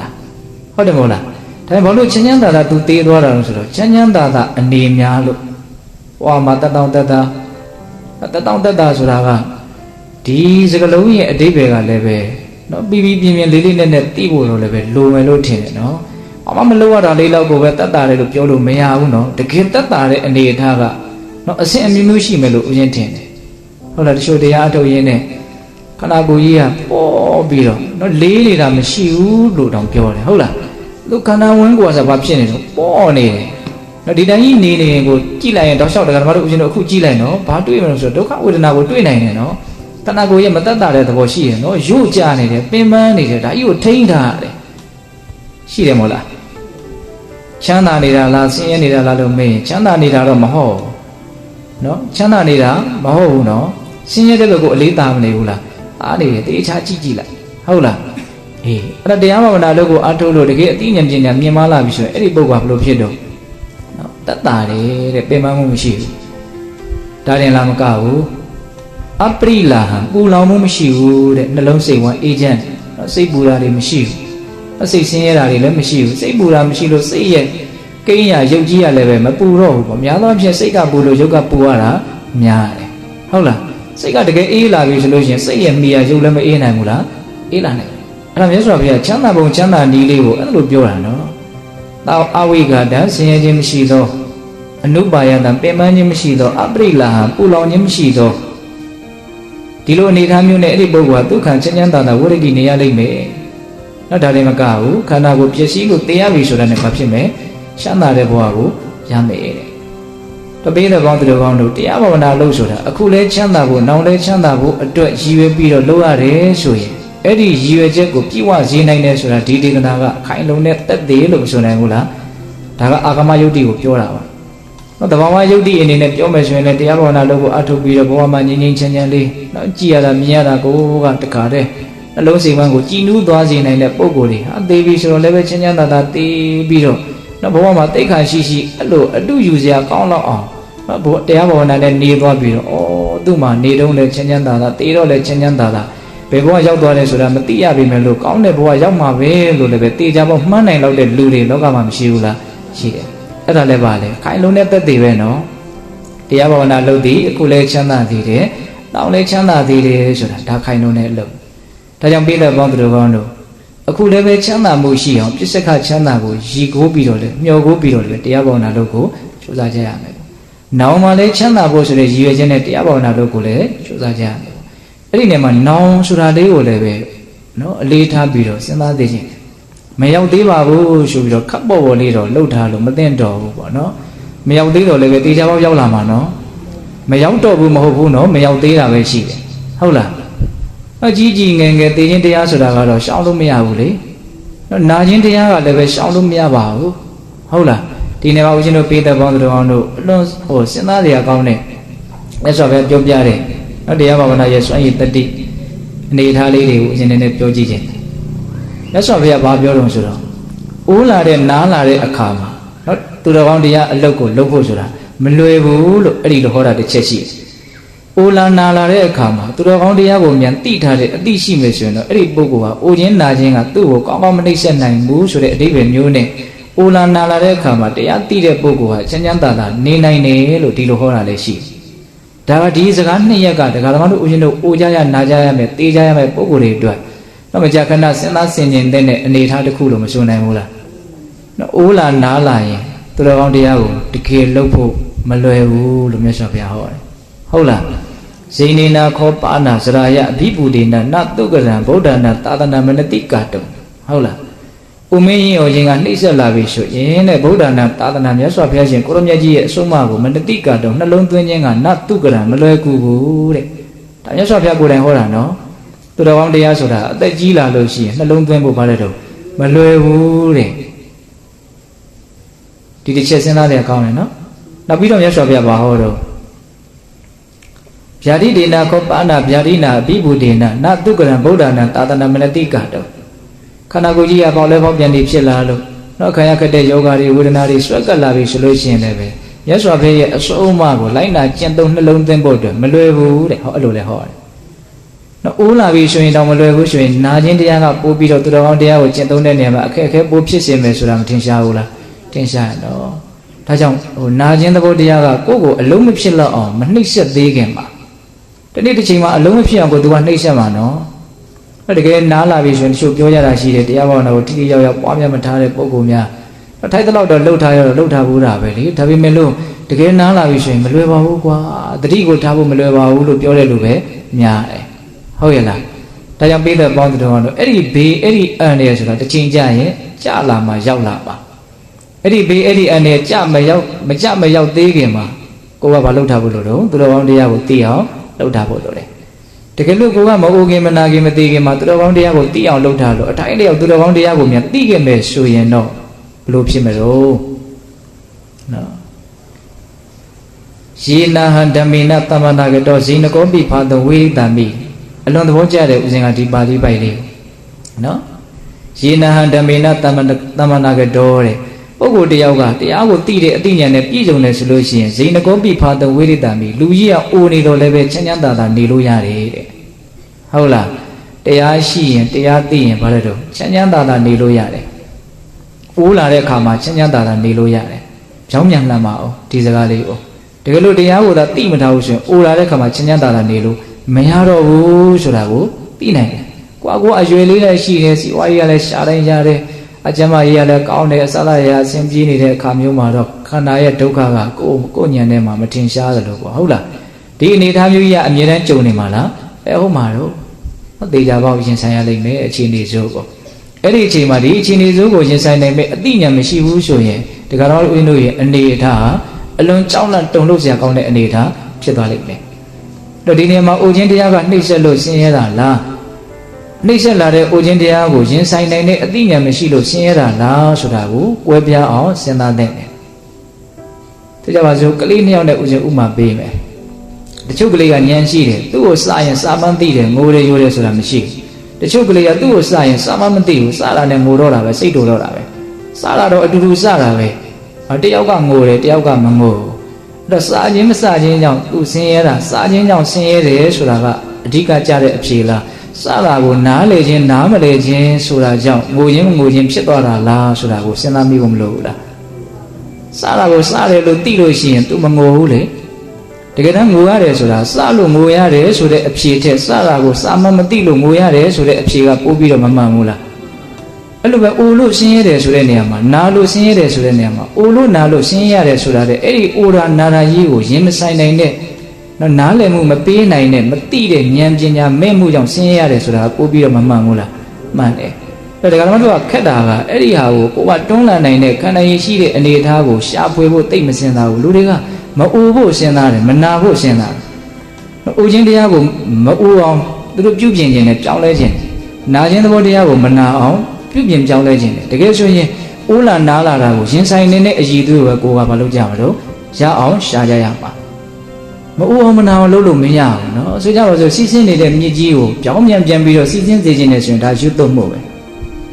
ရိတ်ကတော့နေရရှိသွားမှာပဲဒါသူ့လမ်းကြောင်းသူသွားတာပဲဒီခန္ဓာကိုယ်ကြီးကလည်းပဲအိုခြင်းနာခြင်းသိခြင်းဆိုတဲ့လမ်းကြောင်းကိုပုံမှန်စီးနေတဲ့မြေကြီးတစ်စင်းပဲဒါကိုပြန်ဆန်တက်စေခြင်းနဲ့ဆိုရင်ဒါကိုယ့်ရဲ့ပါတော့ရွတ်သွတ်မှုပဲမိုင်မဲမှုပဲခုလူတွေကအဲ့ဒီမိုင်မဲမှုနဲ့နေရတော့ဟုတ်တယ်မဟုတ်လားအိုးလာပြီးအိုခြင်းကြလို့အိုးလာပြီးဆိုသူတို့ဘာလုပ်တော့မအိုခြင်းအောင်ဆောင်ရတယ်ပေါ့နော်အိုးတာကိုမကြိုက်ဘူးတကယ်ဆိုရင်အိုးတာကိုအိုးတဲ့အတိုင်းထားပြီးတော့ကိုယ်စိတ်ထဲမှာနားလည်နိုင်မှုလက်ခံနိုင်မှုနဲ့အစဉ်ပြေအောင်ဘာလုပ်ရမလို့ရင်ဆိုင်ရမှာဟုတ်တယ်မဟုတ်လားခုမြတ်စွာဘုရားအဲ့ဒါကိုပြောတာအိုလာတဲ့အချိန်မှာတော်ကောင်းတရားကိုသိရင်ချမ်းချမ်းသာသာနေနိုင်တယ်အဲ့ဒီလိုပဲတဲ့အနာယောဂနှိမ့်ဆက်လာတဲ့အခါမှာလည်းပဲနော်ယေနဟဓမ္မေနသမ္မန္တာကတော့ဗျာဒီတော်ပိဖာတဝိရိတာမိအတော့နာနေတရားလာတကယ်သိမယ်ဆိုရင်အဲ့ဒီပုဂ္ဂိုလ်ဟာချမ်းချမ်းသာသာနေလို့ရတယ်အဲ့ဒီနာခြင်းသဘောတရားကပို့ပြီးတော့ဥစဉ်ကခက်ခဲမယ်လို့ထင်တယ်ဟုတ်လားနားလာပြီဆိုတော့ तू အစဉ်စမဲ့ပြပါဖြစ်နေဆင်းရဲနေတော့တာပဲလေသူပဲဆန်ရှိတာဘေးမှာရှိနေတာပဲကိုကောင်းတယ်ထင်တာတွေဘလောက်ပဲကောင်းတယ်ထင်တာတွေရှိနေသူရှိနေတာပဲကိုကနားနေတာကနားနေတာကြီးပဲဒီနာတာကြီးကိုဘယ်ရာကမှလာပြီးတော့လဲရှော့ပေးလို့မရဟုတ်တယ်မဟုတ်လားအဲ့ဒီအချိန်မှာရင်ဆိုင်နိုင်ရင်ရင်ဆိုင်နိုင်မှာမရင်ဆိုင်နိုင်မှုဆိုရင်ဘာဖြစ်မလို့ဒုက္ခဖြစ်တော့တာနာလို့ဒုက္ခဖြစ်ရတာကတကြောင်နာတာကြီးကိုရင်ဆိုင်နိုင်လို့ဒုက္ခဖြစ်ရတာကတကြောင်ဘယ်ဟာကပို့ပြီးတော့ကြီးကျယ်တဲ့ဒုက္ခဖြစ်မယ်ထင်တော့မနာကျင်တာကနာတာကိုရင်ဆိုင်နိုင်တာကပို့ပြီးတော့ကြီးကျယ်တဲ့ဒုက္ခနော်နာတာကိုရင်ဆိုင်နိုင်တယ်မနာခြင်းဘူးလို့လည်းမရှိဘူးဒါသူ့တဘာဝပဲ။ကိုင်းငါနာခြင်းဒီဖြစ်စေမနာခြင်းဒီဖြစ်တယ်ဒါကြီးကပြောင်းလဲသွားမှာပေါ့နာခြင်းရောက်ရင်နာမှာပဲလို့သိတယ်။နာခြင်းတယ်လို့ဆိုလိုတာမဟုတ်ဘူး။မနာခြင်းဘူးလို့လည်းပဲမရှိသင့်ဘူးတကယ်တမ်းကကိုနာခြင်းဒီဖြစ်စေမနာခြင်းဒီဖြစ်စေတကယ်တော့နာတဲ့ခန္ဓာကိုယ်ကြီးကနာမှာပဲ။ဒါပေမဲ့ဒကာဓမ္မတို့အချင်းတို့ကဘယ်ဘက်ကိုပဲအမြင်နင်းလို့မနာခြင်းဘူးဆိုတာကိုနင်းတယ်။မနာခြင်းဘူးဆိုတာကိုကိုကကင်ထားတော့နားလာပြီဆိုတဲ့အခါကျတော့ဘာဖြစ်တော့စัญญဘက်တွေဖြစ်သွားတယ်ပေါ့။စဉ်းစားကြမကောင်းလား။ကောင်းတယ်နော်။တကုစိတ်သဘောထားလေးကကိုယ်ကိုချမ်းသာမှုဆင်းရဲမှုမှာအဓိကမူတည်နေတယ်ဆိုတာလေးကိုပုံပေါ်အောင်ပြောနေတာပါ။တကုကဘလို့သဘောထားနဲ့ဒါတွေကိုရင်ဆိုင်မှာတော့တရားဘာဝနာအလုပ်အားထုတ်ထားတဲ့ပုံကိုယ်တွေကတော့သဘောထားတွေအများကြီးမှန်ကန်မှုလေးနဲ့မှုမရှိနိုင်ဘူးလား။ရှိနိုင်တယ်နော်။သဘောထားမှန်ကန်မှုလေးနဲ့မှုရှိလာရင်ဒီပြဿနာတွေကသူ့အတွက်ပြဿနာမဟုတ်သလိုတောင်ဖြစ်မသွားနိုင်ဘူးလား။ဖြစ်သွားနိုင်တယ်။ဆိုရပါစို့ဒါဦးဇင်းတို့မြင့်မြင့်မာမာပြောကြည့်တာပေါ့ဥမာတစ်ခုရဟန္တာရှင်မြတ်တွေလည်းပဲအိုတာပဲနာတာပဲတေတာပဲလေသူတို့ဘာစိတ်ဒုက္ခရောက်တော့ဘာဒုက္ခမှမရောက်ဘာဖြစ်လို့တော့သူတို့ရဲ့ရှုမြင်ပုံကအယမ်းမြင်မှမှန်ကန်သွားတာခင်ဗျားတို့ကြုတ်တို့ကြတော့ဘာဖြစ်တော့ဒုက္ခအကြီးကျယ်ရောက်တယ်အခုနာကြည့်လေတောက်လျှောက်ဆေးရုံသွားရမှာပဲတောက်လျှောက်အော်ရဟိရမှာပဲဟုတ်တယ်မဟုတ်လားအာဒီအနာယောဂါကမကြုံနိုင်တဲ့တောင်တလုံးလိုဖြစ်သွားပြီငါမကြုံနိုင်တော့ငါသေမသေးတော့မလားလို့အဲ့လိုမြန်သိရမယ်ဆိုတော့အကြီးကျယ်ဘာဖြစ်သွားမလဲတုံးလုံးချောက်ချသွားမယ်ပေါ့ဒါပါလဲဆိုတော့ကိုယ့်ရဲ့ဒီအိုခြင်းနာခြင်းသေခြင်းပုံမှာရှုမြင်ပုံကဘလို့ဖြစ်နေတော့လွယ်မှားနေတယ်ဟုတ်တယ်မဟုတ်လားဒါကြောင့်အိုရာနာရာသေတာဆိုတာကခန္ဓာရလာရင်ရှောင်လို့မရဘူးတော့ဒါကိုရင်ဆိုင်နေတဲ့အည်သွေးရှိအောင်လှုပ်ထားဖို့ကတန်လေကိုယ့်ရဲ့အရေးကြီးတဲ့အလုပ်ဆိုတာမထင်ရှားဘူးလားထင်ရှားတယ်ဒါကြောင့်နောင်လည်းပဲချမ်းသာစေလိမ့်မယ်ဆိုတာကိုဒီလိုကြည်ကြည်ပြန့်ပြန့်နားလည်ဖို့မလိုဘူးလားဒါတရားဘာဝနာလုပ်ရပါပြောတော့စွန့်ရည်တတိပေါ့ဟုတ်ရဲ့လားအဲ့တော့ဦးဇင်းတို့ နော်တရားဘာဝနာလုပ်ရဲ့စွန့်ရည်တတိတနည်းအားဖြင့်တရားအထုတ်ခြင်းရဲ့ရည်ရွယ်ချက်တနည်းအားဖြင့်ဘာကြောင့်တရားအထုတ်ရတာလဲဆိုတဲ့မိဂုံးရဲ့အဖြေတွေလို့လည်းပဲဆိုနိုင်ပါတယ်၃ချက်ပြောလိုက်တယ်ဦးဇင်းဟုတ်လားကျန်တဲ့အချိန်လေးမှာဦးဇင်းတို့တရားအထုတ်ပုံအထုတ်နည်းလေးပြောမလို့ဦးဇင်းကအချိန်ချန်ထားတယ်ဟုတ်လားခုပြောရတာလေးကိုဦးဇင်းပြန်ပြောအနှစ်ချုပ်ကြည့်မယ်နော်ဘာကြောင့်သူတော်ကောင်းတရားကိုကြိုးစားအထောက်ရတာတော့ဒီခန္ဓာရဲ့အကြောင်းကိုဘာကြောင့်သိအောင်တတိနဲ့ဒလဇက်ကပ်ပြီးတော့နော်သိနေအောင်နေတဲ့နည်းကိုကြိုးစားရတာတော့လို့မေးရင်ဒီဘဝဒီခန္ဓာရဲ့အပြစ်ကိုမြင်ပြီးတော့နိဗ္ဗာန်ချမ်းသာရဲ့ချမ်းသာပုံကိုမျက်မှောက်ပြုပြီးတော့ဒီဘဝခန္ဓာရဲ့ပုံမှာတွေ့တာမမိုးတဲ့တဏှာဆိုတဲ့ဘဝတဏှာကိုချုပ်ပြီးတော့နော်ဒုက္ခတွေချုပ်ငြိမ်းပြီးတော့စစ်မှန်တဲ့နိဗ္ဗာန်ချမ်းသာကိုရဖို့အတွက်တရားဘာဝနာလုပ်ကိုအထောက်ရတာဒါကအမြင့်မားဆုံးရည်ရွယ်ချက်ပေါ့နော်ဟုတ်လားတနည်းအားဖြင့်တရားဘာဝနာရဲ့အမြင့်မားဆုံးသောအကျိုးကျေးဇူးဆိုရင်လည်းပြောလို့မရဘူးလားရည်ရွယ်ချက်လည်းဖြစ်ရမှာနော်အဲ့ဒါကဒါတရားဘာဝနာရဲ့တေချာပေါက်ဖြစ်စေမဲ့အကျိုးကျေးဇူးလို့လည်းနားလည်ရမယ်ယုံကြည်မှုလည်းရှိရမယ်ဟောနောက်တစ်ချက်ဦးဇင်းပါဆက်ပြောတော့တရားဘာဝနာကိုကြိုးစားအထောက်လို့ရှိရင်အခုလည်းပဲချမ်းသာတယ်နောင်လည်းပဲချမ်းသာပဲဟုတ်လားတရားဘာဝနာလုပ်ကိုအာမထုတ်ရင်အခုလည်းပဲဆင်းရဲမယ်နောင်လည်းပဲဆင်းရဲမယ်အခုဆင်းရဲတယ်အခုချမ်းသာတယ်ဆိုတာကိုအကျေရှင်းပွဲမရှိပြီမလို့နောင်ချမ်းသာလိမ့်မယ်နောင်ဆင်းရဲလိမ့်မယ်ဆိုရင်နောင်ဆိုတာနဲ့ပတ်သက်ပြီးတော့ဦးဇင်းအများကြီးပြောလိုက်ဘူးလားနောင်ဆိုတာမှပြောတာတော့အိုးလာနားလာသေလာတဲ့အခါပြီးတော့နောက်ရရှိမယ်ဘဝဒါပါလေနောင်ပေါ့ဟုတ်တယ်မို့လားဒါကြောင့်နောင်ဆိုတာကိုလည်းပဲအလေးထားဖို့မလိုဘူးလားလိုတယ်နော်အော်ဆိုနောင်ဆိုတာကြီးကိုတကယ်တော့ဦးဇင်းတို့တွေကဇက်သိမ့်နိုင်တဲ့အနေထားမရှိသေးဘူးဟုတ်လားဘာလို့ဆိုအခုဖြစ်နေတာကိုနားမလည်တဲ့အတွက်ကြောင့်အခုဖြစ်နေတာပုံမှာတွေ့တာမဲ့မောမှုကရှိနေတယ်ဒါကြောင့်အနာဂတ်နောင်ဆိုတာကြီးကတေချာပေါက်ဆက်ပြီးတော့တွေ့ရလိမ့်မယ်ကြုံရလိမ့်မယ်ဟုတ်လားဒါကြောင့်အခုလည်းပဲချမ်းသာဖို့နောင်လည်းပဲချမ်းသာဖို့ဆိုတဲ့ဒီအကျိုးကျေးဇူးဟာအလွန်တရာမှလိုချင်စရာရခြင်းစရာအကျိုးကျေးဇူးလို့မဆိုနိုင်ဘူးလားဆိုနိုင်တယ်ဒီလိုမျိုးရည်ရွယ်ချက်တွေနဲ့ဒီလိုမျိုးအကျိုးကျေးဇူးရှိတဲ့တရားဘာဝနာလုပ်ကိုအထောက်ကြတာဒါကိုစိတ်ထဲကယုံကြည်တယ်ဆိုရင်ဘာလို့ခေါ်မလို့တရားတရားပေါ့နော်သူတော်ကောင်းတရားဒီအကျိုးကျေးဇူးကိုတေချာပေါက်ပေးလိမ့်မယ်လို့ယုံကြည်ရင်ဒါပါလေတရားတရားအဲ့ဒီတရားတရားကဘာကိုဖြစ်စေမလို့ထင်တော့ကြိုးစားမှုဝိရိယကိုဖြစ်စေလိမ့်မယ်နော်တရားတရားပေါ်မှာမူတည်ပြီးတော့ဝိရိယကအကြီးအသေးဖြစ်တာအဲ့ဒီဝိရိယကဘာကိုဆက်ဖြစ်စေမလို့ထင်တော့တတိကိုဆက်ဖြစ်စေလိမ့်မယ်နော်ဘလို့ကြိုးစားမှတော့တတိနဲ့ကြိုးစားမှာဆိုတတိရှိအောင်သူမွေးမြူမယ်ယုံကြည်မှုထက်သန်ရင်ဝိရိယထက်သန်မယ်ဝိရိယထက်သန်ရင်တတိထက်သန်မယ်တတိထက်သန်ရင်ဘာတွေထက်သန်လာမယ်ထင်တော့တမာတိထက်သန်လာမယ်တည်ငြိမ်မှုစွဆိုင်မှုရှိလာတယ်တမာတိထက်သန်လာရင်ဘာထက်သန်လာမယ်ထင်တော့ပညာရှင်းရှင်းလင်းလင်းသိလာတယ်မြင်လာတယ်နားလည်လာတယ်နော်တမာတိကမှန်မလို့ပဲမြင်ကွင်းကိုသူဘာလုပ်ပေးမယ်တော့အသေးစိတ်သိအောင်လုပ်ပေးလိမ့်မယ်ဟုတ်လားဒါကြောင့်ဦးဇင်းတို့အခုပြောလိုက်တာဒါဘုံ၅ပါးပဲလေအခုပြောနေတဲ့တရားဘာဝနာရဲ့စွန့်ရည်တတ္တိကိုယုံကြည်ရဆိုရင်စေတနာမြတ်သုံးပါးကိုယုံကြည်ရလို့ပြောတာ ਨੇ တူတူပဲဟုတ်တယ်မို့လားဒါပါခေါ်တော့တရားတရားအဲ့ဒီတရားတရားထက်ရင်ထက်လို့ကြိုးစားအထောက်မှုထက်မယ်ကြိုးစားအထောက်မှုထက်ရင်ထက်တော့တတိတွေစိတ်မယ်တတိတွေစိတ်ရင်စိတ်တော့တမာတိတွေကောင်းမယ်တမာတိတွေကောင်းရင်ကောင်းတော့အမြင်ဟာကြည်လင်ပြတ်သားမယ်သဘောပေါက်ရလားဗျာအေးဒါကဦးဇင်းတို့ဘာကြောင့်တရားဘာဝနာလုပ်ကိုအထောက်ရတယ်လဲဆိုတဲ့အပိုင်းလေးကိုပြောတာအဲ့လို့ဆိုရင်ဦးဇင်းတို့ဒီ9ရက်တာမှာဘယ်လိုကြိုးစားအထောက်ကြမလို့ဒီထဲမှာတခါမှအာမထုတ်ဘူးသေးတဲ့လူတွေပါတယ်လို့နော်တရားဘာဝနာလုပ်ကိုစွဲစွဲမြဲမြဲအထောက်ပြီးတော့အတိုင်းလေးရောက်နော်သိမြင်နားလည်ရင်းကျက်မှုရှိနေတဲ့လူတွေလည်းပါတယ်ပေါ့အဲ့လိုမျိုးကိုလမ်းကြောင်းလေးနဲ့ကိုတန်းနေအောင်ရှောက်နေအောင်ရှောက်တက်ပြီးသားပုံကိုယ်တွေအတွက်တော့ဘာမှပြောစရာမလိုပါဘူးရှောက်နေကြလမ်းလေးတိုင်းဆက်ပြီးတော့ရှောက်နေဖို့ပါပဲသဘောပေါက်ရဲ့လားလမ်းလေးကမှန်းနေပြီဆိုရင်ဘာလို့ဖို့လို့တော့မရောက်မချင်းရှောက်ရုံရှိတော့တာပဲလေနောက်ထပ်လမ်းလေးထက်ရှားနေစရာမလိုဟုတ်တယ်မဟုတ်လားဒီလမ်းမယ်လေဒါကြောင့်ရှောက်နေကြတဲ့ပုံကိုယ်တွေနော်ကျွမ်းကျင်နေတဲ့ပုံကိုယ်တွေနီလန်တက်မှတ်မှန်ကန်ဆိုအထုတ်တက်နေတဲ့အထုတ်နေကြပုံကိုယ်တွေအတွက်တော့ဦးဇင်းတော်ကဘာမှပြောစရာမလိုကိုယ့်အကိုရှောက်နေကြလမ်းကြောင်းလေးတိုင်းနော်ဇွဲလုံးလာဝိရိယထက်ထက်တန်းတန်းနဲ့တရားတရားကိုတိုးတက်စေပြီးတော့ကြိုးစားနေဖို့ပါပဲဟုတ်လားအဲ့တော့ပြောချင်တာကဘာပြောချင်တာတော့အကျွမ်းကျင်ညာလေးတဲ့ပုံကိုယ်တွေအခုမှစပြီးတော့အထုတ်မယ်ဆိုတဲ့ပုံကိုယ်တွေအတွက်တော့ပြောရလိမ့်မယ်ဟုတ်လားအဲ့ဒါကိုဦးဇင်းတို့သဘောကျတာကဘာလဲဆိုတော့မဟာသတိပဋ္ဌာန်သုတ်တန်ကြီးပါပဲနော်မဟာသတိပဋ္ဌာန်သုတ်တန်ကြီးမှာလာတဲ့အကြောင်းအရာလေးတွေကိုပဲအထုတ်နီးအနေနဲ့ဒါဓမ္မတို့ဦးဇင်းတို့ပြောတာပါဟုတ်လားတော့ထိုင်နေတဲ့အချိန်မှာအထုတ်မယ်ဒါလေးကရင်စပြောမယ်နော်ဘယ်လိုအထုတ်မလို့ထိုင်နေတဲ့အချိန်မှာဒီဝင်လေထွက်လေကြောင့်ဖြစ်ပေါ်နေတဲ့ထိမှုကိုဒလဇက်သိနေအောင်ကြိုးစားနေဖို့ပဲဒါအနှစ်ချုပ်ကတာပဲဝင်လေဝင်တိုင်းနာသီပြတနေရာမျိုးထိခိုက်ပုတ်တက်ပြီးတော့ဝင်သွားပဲထွက်လေထွက်ရင်လည်းနာသီပြတနေရာကိုထိခိုက်ပုတ်တက်ပြီးတော့ထွက်သွားမှာပဲ အဲ့ဒီထိခိုက်တဲ့နေရာအရက်ကလေးကိုစိတ်ဆိုင်ပြီးတော့ဝင်လေဝင်တိုင်းတိနေအောင်ကြိုးစားရမယ်ထွက်လေထွက်တိုင်းလည်းတိနေအောင်ကြိုးစားရမယ်စိတ်ကဘယ်မှာစိုက်မလဲဆိုရင်ထိမှုသဘောလေးမှာစိုက်ပြီးတော့ဟုတ်လားဒီထိမှုကိုပဲဒလဆက်ဘာလို့ရမှာတော့တတိထားပြီးတော့နေရဝင်လေဝင်တိုင်းထိတယ်ထိတိုင်းတိအောင်ကြိုးစားရမယ်ထွက်လေထွက်တိုင်းထိတယ်ထိတိုင်းတိအောင်ကြိုးစားရမယ်ဒါကလုံးနေကြအလုံးမဟုတ်တဲ့အတွက်ကြောင့်အခက်အခဲကတော့တွေ့ရလိမ့်မယ်ကြုံရလိမ့်မယ်လုပ်ငန်းကြီးကလှုပ်တက်ဖို့ခက်ခဲလွန်းလို့ကိုခက်သွားတာမဟုတ်ဘူးလုံးနေမကြလို့ကိုကဒါကိုအသားမကြလို့ခက်ရတဲ့အပိုင်းကပိုများတယ်ဆိုတာကိုလည်းနားလည်ဖို့လိုတယ်ဟုတ်လားဒါကြောင့်မကျွမ်းမကျင်မချင်းငါဇွဲနဲ့လုံလနဲ့ဝရိယနဲ့လုံမယ်ဆိုတဲ့စိတ်ရှိဖို့လိုတယ်နော်အဲ့ဒီစိတ်နဲ့ကြိုးစားလို့ရှိရင်တဖြည်းဖြည်းနဲ့နော်ကျွမ်းကျင်မှုလိမ္မာမှုနားလည်မှုတွေများပြီးတော့ကိုယ့်အတွက်အဖြစ်လာနိုင်တော့ပေါ့ပါပါလွယ်လွယ်ကူကူဖြစ်လာနိုင်တယ်နော်ထိုင်နှုံးအထုတ်တဲ့ဤကတော့ဒါပဲဘာမှကြည်ကြဲပြန့်ပြန့်ပြောစရာမရှိဘူးဟုတ်လားဝင်လေဝင်တိုင်းထိတယ်ထိတိုင်းသိအောင်ကြိုးစားရမယ်ထွက်လေထွက်တိုင်းထိတယ်ထိတိုင်းသိအောင်ကြိုးစားရလိမ့်မယ်ဝင်လေထွက်လေကလည်းနော်ရက်နေတဲ့နားနေတဲ့အချိန်လည်းမရှိဘူးလေနော်ဝင်လေနဲ့ထွက်လေရဲ့ကြားထဲမှာဝင်လေထွက်လေကိုသတိထားမှများရင်တော့ခဏကလေးနော်ရက်တက်နေတဲ့အချိန်မျိုးလေးဒါမျိုးလေးတွေလည်းရှိတယ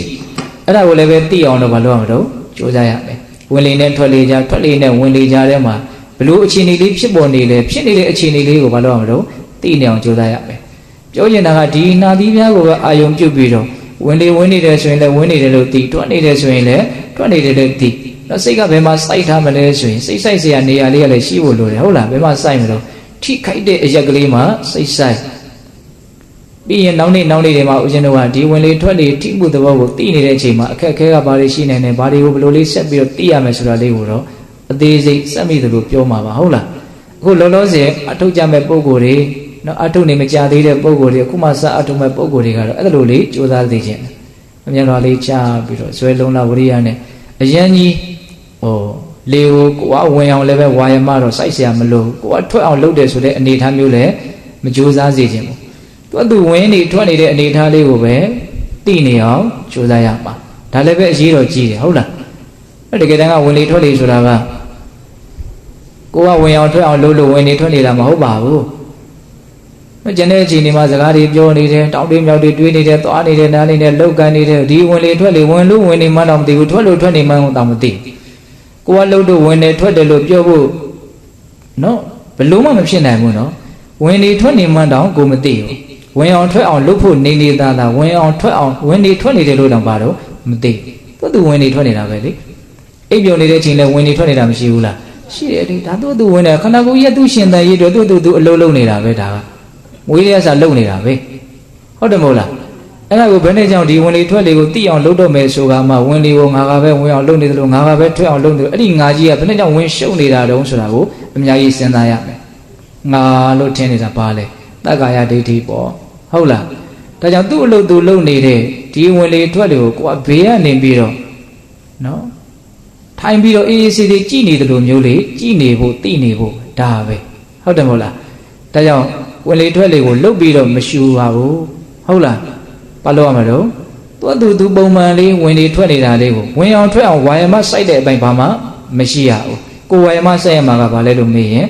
ဝင်လေထွက်လေကိုသိနေအောင်လုပ်တဲ့အပိုင်းမှာတော့အကြီးကျယ်ဝါယမစိုက်ရလိမ့်မယ်ဟုတ်လားဒါကဦးဇင်းတို့ထိုင်တော့လုပ်ရမယ်လုပ်ငန်းစဉ်ပေါ့တချို့ဝရိယတကယ်ထက်သန်တဲ့ပုံကိုယ်တွေကြတော့ကျန်တဲ့ဣရိယာပုတ်တွေမှာလည်းပဲဒီနှာသီးများကိုစိတ်ဆိုင်ပြီးတော့နေတဲ့နည်းနဲ့ကြိုးစားကြတယ်လည်းရှိတယ်တဲ့ဘုန်းကြီးတို့လည်းဒီစတော်ဘုရားကြီးရေးတဲ့အာနာပါနဒီမီလီဆိုတာရှိတယ်အဲ့မှာစတော်ဘုရားကြီးကဒီဝင်လေထွက်လေကိုမှတ်ရမယ်အနေထားမှတ်ရမယ်အချိန်မှတ်ရမယ်ဣရိယာပုတ်ကဘာလဲလို့မေးဣရိယာပုတ်၄ပါးလုံးမေးတဲ့အစာထဲမှာပြောထားတာကတော့နော်ထိုင်ပြီးတော့ခန္ဓာကိုယ်ဖြောင်းဖြောင်းထားပြီးတော့ဒါကသူကဝင်လေထွက်လေကိုနော်ကောင်းကောင်းဒီထိုင်တဲ့ဣရိယာပုတ်နဲ့မှတ်တဲ့နည်းကိုပဲပြောတာကျန်တဲ့ရက်နေတဲ့ချိန်သွားနေတဲ့ချိန်လျောင်းနေတဲ့ချိန်မှာမမှတ်ရဘူးအဲ့ဒီနည်းနဲ့ဝင်လေထွက်လေကိုမမှတ်ရဘူးလို့ဆိုလိုတာမဟုတ်ဘူးသဘောပေါက်ဖို့လိုတယ်နော်ဘယ်ချိန်မှပဲဖြစ်ဖြစ်ကိုစွန့်နိုင်တယ်ဆိုရင်ဒီဝင်လေထွက်လေကြောင့်ဖြစ်ပေါ်နေတဲ့ထိမှုရဲ့အပေါ်မှာတတိကပ်ပြီးတော့ထားဖို့မလိုဘူးလားလို့အဲ့လိုထားနိုင်မယ်ဆိုရင်တော့ဒါပြီးပြီတနည်းတည်းနဲ့ဒီတိုင်းလှုပ်သွားတာနဲ့ကိုယ်ဇွဲလုံးလားဝရိယကြီးရင်ကြီးသလောက်အကျိုးကျေးဇူးကိုရရှိမှာပဲနီလန်းအနေနဲ့ဘာခက်ခဲမှုရှိလဲမရှိဘူးဒါပေမဲ့ဝရိယအနေနဲ့ကတော့အများကြီးဆက်ရလိမ့်မယ်နော်အဲ့ဒီဝရိယကြီးမအောင်ဇွဲတွန်းအားပေးမယ်လို့ထင်တော့ ဒီလုပ်ငန်းရဲ့အကျိုးကျေးဇူးကိုယုံကြည်တဲ့တတ္တတရားဘယ်လောက်ယုံကြည်ထားလဲဒီလုပ်ငန်းကဒုက္ခတွင်းတွေကတကယ်ဆွဲထုတ်မှာနော်ဒုက္ခဒီကိုရောက်အောင်တကယ်ပို့မှာလို့ကိုဘယ်လောက်ယုံလဲယုံရင်ယုံတဲ့လောက်လုံးမှာနော်မယုံရင်မယုံတဲ့လောက်မလုံးယုံမှုကရော့ရဲဆိုရင်လုံးမှုကလည်းရော့ရဲရဲပဲဟုတ်လားအေးဒါကြောင့်ဦးဇင်းတို့ပြေးတဲ့ကောင်ထိုင်တော့မှဘာလုပ်ရမလို့ဝင်လေထွက်လေကိုမှတ်ရမယ်တော့ကျန်တဲ့အချိန်တွေမှာဦးဇင်းတို့ဘာပြောချင်တော့ဆိုတော့ဒီခန္ဓာကိုယ်ရဲ့ထင်ရှားရာသဘာဝတရားရဲ့ပုံမှာသတိထားပြီးတော့နေတဲ့နည်းနဲ့အထုတ်တဲ့အဲဆိုကြပါစို့သွားတယ်ဆိုလို့ရှိရင်ဒီခန္ဓာကိုယ်မှာဘယ်အရာကထင်ရှားလဲခြေတော်နှစ်ချောင်းကထင်ရှားတာပေါ့တလန်ပြီးတလန်လှမ်းနေတာပဲလေသူအားယူပြီးတော့ရှေ့တိုးလိုက်တယ်ဖိချလိုက်တယ်ကြွလာတယ်ရှေ့တိုးလိုက်တယ်ဖိချလိုက်တယ်ဒီလိုနဲ့တစ်ချောင်းပြီးတစ်ချောင်းမလုပ်နေတော့လှုပ်ရှားနေတာဒါအကြီးကျယ်ဆုံးသိတာထင်ရှားမှုဟုတ်လားအဲ့ဒါပုံမှာသတိထားလို့မရဘူးလားရှားတယ်ဘယ်ခြေတော့ကြွလာတယ်ရှေ့တိုးသွားတယ်ဖိချလိုက်တယ်ညာခြေတော့ကြွလာတယ်ရှေ့တိုးလိုက်တယ်ဖိချလိုက်တယ်မြေကြီးနဲ့ထိသွားတယ်ဒီတဘာဝတွေကိုဘာလို့နေဖို့လို့တော့သတိထားနေဖို့လို့တယ်သိနေဖို့လို့တယ်သိနေဖို့ဆိုတဲ့စကားလုံးလေးကအရင်ရှင်းပါတယ်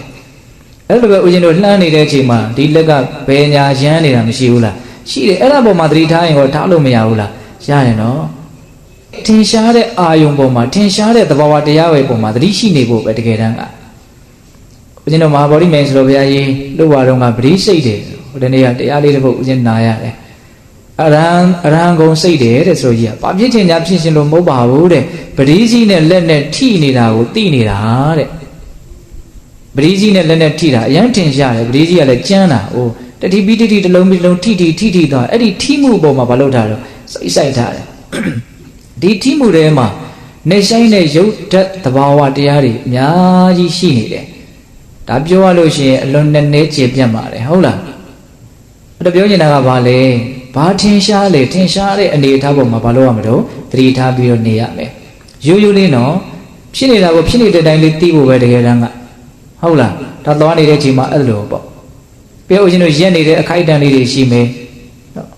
ပြီးတော့လျောင်းဆက်နေတဲ့အနေအထားတွေရှိမယ်လျောင်းဆက်နေတဲ့အနေအထားတော့ခန္ဓာကိုယ်အသက်တာဆုံးအနေအထားပဲဒါကြောင့်ကြာလို့ရှင်တော့သူကထိနမိတ်တာလွှမ်းပြီးတော့ဘာဖြစ်သွားတော့အိပ်ပျော်သွားတဲ့တဲ့အောင်တော့လျောင်းဆက်နေတဲ့အချိန်မှာလည်းဘယ်လိုအနေအထားတွေထင်ရှားတော့ဒီကိုယ်လုံးကိုဖြန့်ပြီးတော့ကြည့်လိုက်ကိုယ်စိတ်ထဲမှာနော်ဘယ်အာယုံကကိုယ်စိတ်ကိုလာတကားခေါင်နေတော့သတိထားကြည့်လိုက်ဘယ်အရာကြီးကစိတ်ထဲမှာငါ့ကိုသိပါလို့ပြောနေတော့သဘောပေါက်ရလားဘုံပြောတာ哦အဲ့ဒါကိုဘာလုပ်လိုက်ရမှာတော့သိလိုက်ရမယ်တကိုယ်လုံးမှာနော်သိကြတယ်အများကြီးရှိတယ်ဆိုတာပြီးရင်လောက်ကြည့်လို့ရှိရင်ဩအလွန်လင်းမြန်ဖြစ်ပေါ်နေတဲ့သဘာဝတရားတွေနေရာမလတ်ဟုတ်လားသိတဲ့အရာကလိုက်ပြီးတော့သိဖို့မလွယ်လောက်အောင်ကိုပဲသိစရာတွေကအလွန်များတယ်ပေါ့ဟုတ်လားအဲ့ဒါကိုဘာလုပ်ရမလို့ထင်ရှားတဲ့အရာကိုရွေးချယ်ပြီးတော့ဘာလုပ်ရမလို့သိနေအောင်ကြိုးစားရမယ်သဘောပေါက်ရဲ့လားအေးအစားတောက်လေးစားတဲ့တောက်တဲ့အခါမှာလည်းဘာတွေထင်ရှားတော့ဘလို့တွေဖြစ်တော့ဒါကတော့ဦးဇင်းတို့ရုပ်ပိုင်းဆိုင်ရာအနေထားပေါ့နော်ကျန်တဲ့အချိန်တွေမှာဦးဇင်းတို့နောက်ထပ်နံတရားတွေကိုသိအောင်လုပ်တဲ့အပိုင်းကလည်းစိတ်ဝင်စားတဲ့အကောင်းတယ်ဒါကတော့စစချင်းအထုတ်ခါစားမှာတော့เนาะအရင်ကြီးလွယ်ကူမယ်လို့မထင်ကိုယ့်ရဲ့အတွေးတွေကိုအမိဖမ်းပြီးတော့သိနေအောင်လုပ်တဲ့နည်းပေါ့စိတ်ဓာတ်ဥပဒနာလို့လည်းမဆိုနိုင်ဘူးလားဆိုနိုင်တယ်နော်ဗာလေတွေးနေတော့တွေးနေတဲ့နေရာမှာစကလုံးတွေအနေနဲ့တွေးတာရှိတယ်ပုံသဏ္ဍာန်တွေကိုမြင်ပြီးတော့နော်ဘဇုအကြောင်းကိုတွေးလိုက်တယ်ဆိုရင်အဲ့ဒီဘဇုပုံကြီးကပေါ်နေတာပဲမဟုတ်လားစိတ်ထဲမှာအဲ့ဒါပါလေအဲ့အတွေးပဲလေဟုတ်တယ်မဟုတ်လားတရားအကြောင်းကိုတွေးလိုက်တယ်ဆိုရင်အဲ့ဒီလူရဲ့ပုံကြီးကဘာဖြစ်နေတော့ပေါ်နေတယ်နော်သူ့ရဲ့ပြောဟန်ဆိုဟန်ကြီးဘာဖြစ်နေတော့ပေါ်နေတယ်နော်တနေရာရောက်သွားတယ်အဲ့ဒီနေရာလည်းမြင်နေရတဲ့စိတ်ထဲမှာဒါပါတွေတုံးလို့မင်းရအတွေးတွေပဲဟုတ်လားအဲ့ဒီအတွေးတွေဘာမှရေရာမှုတော့မရှိဘူးတစ်ခုပြီးတစ်ခုတွေးနေတာဘာရယ်လည်းမဟုတ်တွေးနေတာအဲ့ဒီအတွေးတွေကိုဘာလုပ်အောင်တော့လိုက်ပြီးတော့အဲ့ဒီတွေးနေတဲ့အတိုင်းလေးပဲလိုက်ပြီးတော့သိအဲ့ဒါလေးကဘာလေးလုံးဆိုလိုက်ပြီးတော့သိနေအောင်ကြိုးစားရမယ်သဘောပေါက်ရဲ့လားအဲ့ဒါလည်းစိတ်ဝင်စားတဲ့အရန်ကောင်းတခုပြီးခုတွေးနေတာပဲနော်အစီအစဉ်လည်းမကြဘူးတွေးကြံတွေးတယ်ကြုံလာကြပန်းတွေးနေတာတခါလေတွေးရင်းနဲ့အတွေးတည့်သွားပြီဆိုလို့ရှိရင်တော့အဲ့ဒီတွေးတာတွေနဲ့ပတ်သက်ပြီးတော့မကျေနပ်တာတွေဘာတွေများလာပြီးတော့ဇလန်းကြီးလိုဖြစ်ပြီးတော့တွေးနေတာရောမရှိဘူးလားရှိတယ်ဖြစ်ခဲ့တာတွေဘာတွေများဆက်ဖြစ်မှာတော့အမျိုးမျိုးတွေးနေတယ်အဲ့ဒီတွေးတွေကိုဘာလုပ်ရမလို့သတိထားရမယ်သတိထားလိုက်ရင်တော့စောစောကသတိထားခံရတဲ့အတွေးဟာပြတ်တောက်သွားလိမ့်မယ်သဘောပေါက်ရဲ့လားအဲ့ဒီနီးနဲ့လည်းပဲစူးစမ်းဖို့မလိုဘူးလားလိုတယ်နော် နောက်ပြီးတော့ဦးဇင်းတို့ခံစားချက်ဝေဒနာတွေဆင်းရဲတာတွေချမ်းသာတာတွေစိတ်တိုင်းကြတာတွေမကြတာတွေရှိတယ်အဲ့ဒါတွေကိုလည်းမလုပ်အောင်တော့သတိထားရမယ်အနှစ်ချုပ်ပြောရရင်တော့ကျန်တဲ့အခြေအနေမှာနော်ရုပ်ပိုင်းဆိုင်ရာနာမ်ပိုင်းဆိုင်ရာဘယ်သဘာဝတရားပဲဖြစ်ဖြစ်ထင်ရှားတဲ့သဘာဝတရားရဲ့ပုံမှာအမှန်အကန်မလုပ်နေရမလို့သိနေရမယ်အဲ့ဒီဖြစ်နေတာလေးကိုဖြစ်နေတဲ့အတိုင်းလေးသိနေရမယ်သိပြီးရင်ထားခဲ့နော်သိပြီးသားကြီးကိုထပ်ပြီးတော့တွေးနေတယ်နောက်ထပ်သိတဲ့အရန်လေးတစ်ခုရှိတယ်တစ်ခုမကဘူးအများကြီးရှိတယ်ဆက်ပြီးတော့သိသွားသိပြီးသားကိုထားခဲ့ဆက်ပြီးတော့သိသွားကျူးပြီးတော့လည်းပဲရှေ့ကိုရောက်မနေစေနဲ့သိပြီးသားကြီးကိုနောက်ကျပြီးတော့လည်းပဲတွေးပြီးတော့မနေရနဲ့ဟုတ်လားအတိတ်ကိုလည်းမပြန်နဲ့အနာဂတ်ကိုလည်းမကြံနဲ့ဆိုတဲ့အတိတ်ပဲပေါ့ခုလုံးလုံးနဲ့ဖြစ်နေတာလေးကိုပဲတိပြီးတော့သွားရမှာစိတ်ကြီးကနောက်ကျပြီးတော့လည်းမကြံရင်နဲ့နောက်ကျကြံရင်ဘာဖြစ်မလို့အတွေးတွေဖြစ်သွားပြီဟုတ်တယ်မလားဖြစ်ခဲ့တာကိုပဲတွေးလိုက်တဲ့သဘောမျိုးလို့မဆိုနိုင်ဘူးလားအရှိကိုကျိုးရောက်နေပြီဆိုရင်လည်းဘာဖြစ်နေပြီတော့အတွေးတွေပဲလေဟုတ်တယ်မဟုတ်လားအဲ့တော့တကယ်ကဘယ်လိုဖြစ်အောင်သွားမှာတော့ဖြစ်နေတဲ့တရားလေးကိုဖြစ်နေတဲ့အတိုင်းလေးသိသွားရမယ်နောက်ထပ်ဆက်ဖြစ်နေတာရှိတယ်ဆက်သိသွားပါဒီတိုင်းနဲ့မဖြစ်နေတဲ့အနေအထားနဲ့သိနေတဲ့အနေအထားကိုအမှန်ဝင်ကြဖြစ်အောင်ကိုယ့်အကိုကျွမ်းကျင်အောင်လုပ်ရမှာတော့ဒါကပြောပြဖို့လည်းအရင်တော့ခက်ပါတယ်ဟုတ်လားအဲ့တော့ဦးဇင်းတို့ပြည်တော်ကောင်းသူတော်ကောင်းတို့ဘယ်လိုအားထုတ်ရမလဲဆိုတဲ့အပိုင်းလေးကိုဒါအချင်းမြင်လေးပြောပြတာပါဟုတ်လားထိုင်နေတဲ့အချိန်မှာဝင်လေဝင်တိုင်းထိတယ်ထိတိုင်းသိအောင်ကြိုးစားရမယ်ထွက်လေထွက်တိုင်းထိတယ်ထိတိုင်းသိအောင်ကြိုးစားရမယ်နော်ဝင်အောင်ထွက်အောင်လုံလောက်ဝါရမမဆိုင်ပါနဲ့ဝင်နေထွက်နေတာလေးကိုပဲဘေးကနေပြီးတော့တက်မဲ့ထိုင်ကြည့်နေတဲ့လူတယောက်သဘောမျိုးနဲ့နော်ကင်းလွတ်ကင်းလေးကြည့်အဲ့ဒီသဘောလေးဘယ်လိုလေးဖြစ်နေတော့စိတ်ဝင်စားမှုအပြည့်နဲ့ကြည့်ရမယ်ဟုတ်လားဒီလိုသတိထားခြင်းရဲ့အကျိုးကျေးဇူးကိုယုံကြည်မှုထက်သန်အောင်စောစောကပြောခဲ့ပြီနော်စောစောကပြောခဲ့တာတွေကတရားတရားကိုနှိုးဆော်တဲ့စကားလုံးတွေကြီးပဲတရားတရားဆိုတာလည်းပဲမှန်မှန်ကန်ကန်သိတဲ့ဉာဏ်ပညာလည်းရှိမှတရားတရားဖြစ်တာဟုတ်လားဩဒါတွေကဒီလိုဟုတ်တာပေါ့ဟောယုံကြည်မှုဘာဖြစ်လာတော့တိုးလာတယ်အဲ့ဒီယုံကြည်မှုကိုအခြေခံပြီးတော့ဝရိယနဲ့တတိကိုဒလဇတ်ထားတဲ့အလေးချင်းကိုကြိုးစားရမယ်အဲ့ဒါဆိုလို့ရှိရင်တမာတိတို့ပညာတို့ဖြစ်ထွန်းမလာနိုင်ဘူးလားလာနိုင်တယ်အဲ့ဒီနည်းနဲ့ကြိုးစားရမယ်ပေါ့နော်ဒါကတော့ဦးဇင်းတို့အခုပြောလိုက်တာနော်တရားဘာဝနာလုပ်ဖို့ဘာကြောင့်အားထုတ်ရတာလဲဘယ်လိုအားထုတ်ရမှာလဲဆိုတဲ့ဒီမေခွန်းတစ်ခုရဲ့အဖြေလို့ဆိုနိုင်တယ်ဟုတ်လားဘာကြောင့်အားထုတ်ရတာလဲဘယ်လိုအားထုတ်ရမှာလဲအခုပြောခဲ့ပြီနော်အဲ့ဒါတွေကိုအဲ့လိုဆိုလို့ရှိရင်ဘာကြောင့်အားထုတ်ရတယ်ဆိုတာကိုလည်းပဲအနှစ်ချုပ်သိကြပြီဘယ်လိုအားထုတ်ရမလဲဆိုတာကိုလည်းပဲအနှစ်ချုပ်သိကြပြီဟုတ်လားဒီခန္ဓာကြီးရဲ့အကြောင်းကိုမှန်မှန်ကန်ကန်သိအောင်လုပ်ကိုပဲတတိထားပြီးတော့တတိနဲ့ကြည်နေတဲ့အလေးချင်းကိုစူးစမ်းကြရတာဒါမှသူ့ရဲ့အပြည့်အနာစာကိုလည်းမြင်နိုင်မယ်ဟုတ်လားနောက်ဆုံးအသိဉာဏ်မြင့်လာပြီဆိုရင်နိဗ္ဗာန်ချမ်းသာကိုမျက်မှောက်ပြုတဲ့အနေထားများရောက်မယ်ဆိုရင်ဒီဘဝရဲ့ပုံမှာတွေ့တာမမောတဲ့လောဘတွေကသူ့အပိုင်းနဲ့သူအမြင့်ပြတ်ချုပ်မသွားနိုင်ဘူးလားချုပ်သွားနိုင်တယ်နော်ဆင်းရဲသားဟာသူ့အရက်ဒေသရဲ့နော်အပြည့်အနာစာတွေကိုမြင်မယ်ဆိုလို့ရှိရင်တာယာဝါပြောတဲ့နေရာကိုလည်းသိမယ်ဆိုလို့ရှိရင်သူဒီနေရာကိုမလုပ်သွားနိုင်တော့စွန့်သွားနိုင်တယ်ပေါ့လို့ဆိုရင်သူမချမ်းသာနိုင်ဘူးလားချမ်းသာနိုင်တယ်ခုလည်းပဲဒကာဓမ္မတို့ဦးဇင်းတို့တွေအဲ့ဒီဆင်းရဲသားဟာသူ့ရဲ့ဒေသရဲ့အပြစ်နာစာကိုသူသိအောင်ကြည်နေတယ်လို့မျိုးသိအောင်ကြိုးစားတယ်လို့မျိုးကိုယ်ခန္ဓာကိုယ်ကြီးရဲ့အပြစ်နာစာဒီယုတ်ဒီနံတို့ရဲ့အပြစ်နာစာကိုဘာလို့အောင်ကြိုးစားသိအောင်ကြိုးစားတာဒါကြောင့်ပိဋကဘောင်းသူတော်ကောင်းတို့တရားဘာကြောင့်အားထုတ်ရတယ်လဲဘယ်လိုအားထုတ်ကြမလဲဒါလေးကိုဦးဇင်းတို့ပြောပါတယ်နော်ဆက်ပြီးတော့ဦးဇင်းဘာပြောချင်တော့ဆိုတော့တတိပေးစကားလေးပေါ့နော်ဒါကတော့ဒီနေ့ပြောရမယ်ဟုတ်လား9ရက်တိတိပိဋကဘောင်းသူတော်ကောင်းတို့တရားဘာနာလို့အားထုတ်မယ်ဆိုပြီးတော့နောက်ထပ်တဲ့တရားနဲ့ဒါရောက်လာကြတယ်နော်အဲ့တော့ဦးဇင်းတို့ပြောချင်တာတတိပေးစကားပြောချင်တယ်ကဘာပြောချင်တော့ဆိုတော့နံပါတ်1စကားမပြောစေချင်ဟုတ်လားစကားတွေမပြောစေချင်ဘူးနော်ကိုကအညိုလေးနဲ့အဖြူလေးနဲ့ဝတ်ထားတယ်ဒီအချိန်လေးမှာတရားဘာဝနာလုပ်ကိုအားထုတ်မယ်ဆိုတဲ့အသွင်သဏ္ဍာန်လေးကိုလည်းယူထားတယ်အိမ်ကလည်းပဲတရားဘာဝနာလုပ်ကိုအားထုတ်မယ်ဆိုပြီးတော့ထွက်လာတယ်နီးစရာတွေကလည်းကိုယ်တရားဘာဝနာလုပ်သူသွားအားထုတ်မလို့တယ်စခန်းပွဲဝင်မလို့တယ်လို့သိထားတယ်ဟုတ်လားအဲ့လိုဆိုရင်ကိုကစကားလေးပြောနေလို့အဆင်ပြေပါမလားအပြေဘူးဒီ9ရက်အတွင်းလေးတော့မလုပ်လိုက်ဖို့လို့တော့စောင့်စည်းနိုင်ဖို့လိုတယ်စကားမပြောခြင်းကတိလကိုအများကြီးပို့ပြီးတော့စင်ကြယ်စေတယ်တိလကိုစင်ကြယ်အောင်ကြိုးစားခြင်းဒီတမာတိကိုမြန်မြန်တည်စေတယ်သမာဓိမြန်မြန်တည်ခြင်းဒီပညာကိုမြန်မြန်ဖြစ်စေတယ်အကြောင်းအကျိုးတွေအကုန်ဆက်ဆက်နေတာနော်စကားတွေကများပြီဆိုရင်စကားထဲမှာဘာဖြစ်လာလဲအမှားတွေပါမယ်အမှားမပါအောင်တောင်မှအကျိုးမရှိတာတွေကတော့တေချာပေါက်ပါလိမ့်မယ်အကျိုးမရှိတာကိုပြောမိပြီဆိုရင်ဒုစရိုက်တရားထဲမှာဘာဒုစရိုက်ဖြစ်တော့တံဖပလာပဟုတ်တယ်မဟုတ်လား ဝစီဒုစရိုက်မဖြစ်ဘူးလားဖြစ်တယ်နော်ဒုစရိုက်တမာကြီးဖြစ်မှမသိဘာဖြစ်သွားလဲဖြစ်သွားနိုင်တယ်ဒါကြောင့်စကားမပြောစီခြင်းပါဘူးအဲ့ဒါကိုတော့ဦးဇင်းတို့ပြင်းပြင်းထန်ထန်ကိုပြောခြင်းပါတယ်ဟုတ်လားနောက်ထပ်ပြောရင်ကအိန္ဒိယရပြောဆိုပါနေထိုင်ပါတဲ့နော်မဖြစ်လို့ပြောပြီဆိုရင်လည်းဘာလို့အိန္ဒိယရပြောရမယ်နော်နေတယ်ဆိုတာကတော့နေရမှာပဲသူကမနေခြင်းလို့မရဟုတ်လားအဲ့တော့နေရမယ့်သူတော့ဘယ်လိုနေမလို့အိန္ဒိယရနေရအဲ့တော့အိန္ဒြေဆိုတာဘာပြောတာအစိုးရခြင်းကိုအစိုးတရားလေးနဲ့နေရမယ်လို့ပြောတာနော်အိန္ဒြေဆိုတာကတတ္တိန္ဒြေဝိရိယန္ဒြေတတ္တိန္ဒြေတမာရိန္ဒြေပြဉ္ဉ္ဒြေလို့၅ပါးရှိရနော်မျက်စိနာနာလျာကိုစိတ်ကိုလည်းအိန္ဒြေလို့ပြောတာမရှိဘူးလားရှိရနော်တောင်ကြီးမြောက်ကြီးနော်မြင်ရတာကိုကစားအိန္ဒြေမရှိလိုက်တာအိန္ဒြေမဲ့လိုက်တာဆိုတာကြီးကတိတော့တိတာလေအဲ့ဒီလိုနီးနေလည်းပဲမျက်စိနာနာလျာကိုစိတ်ကိုထိန်းပြီးတော့အိန္ဒြေရနေဖို့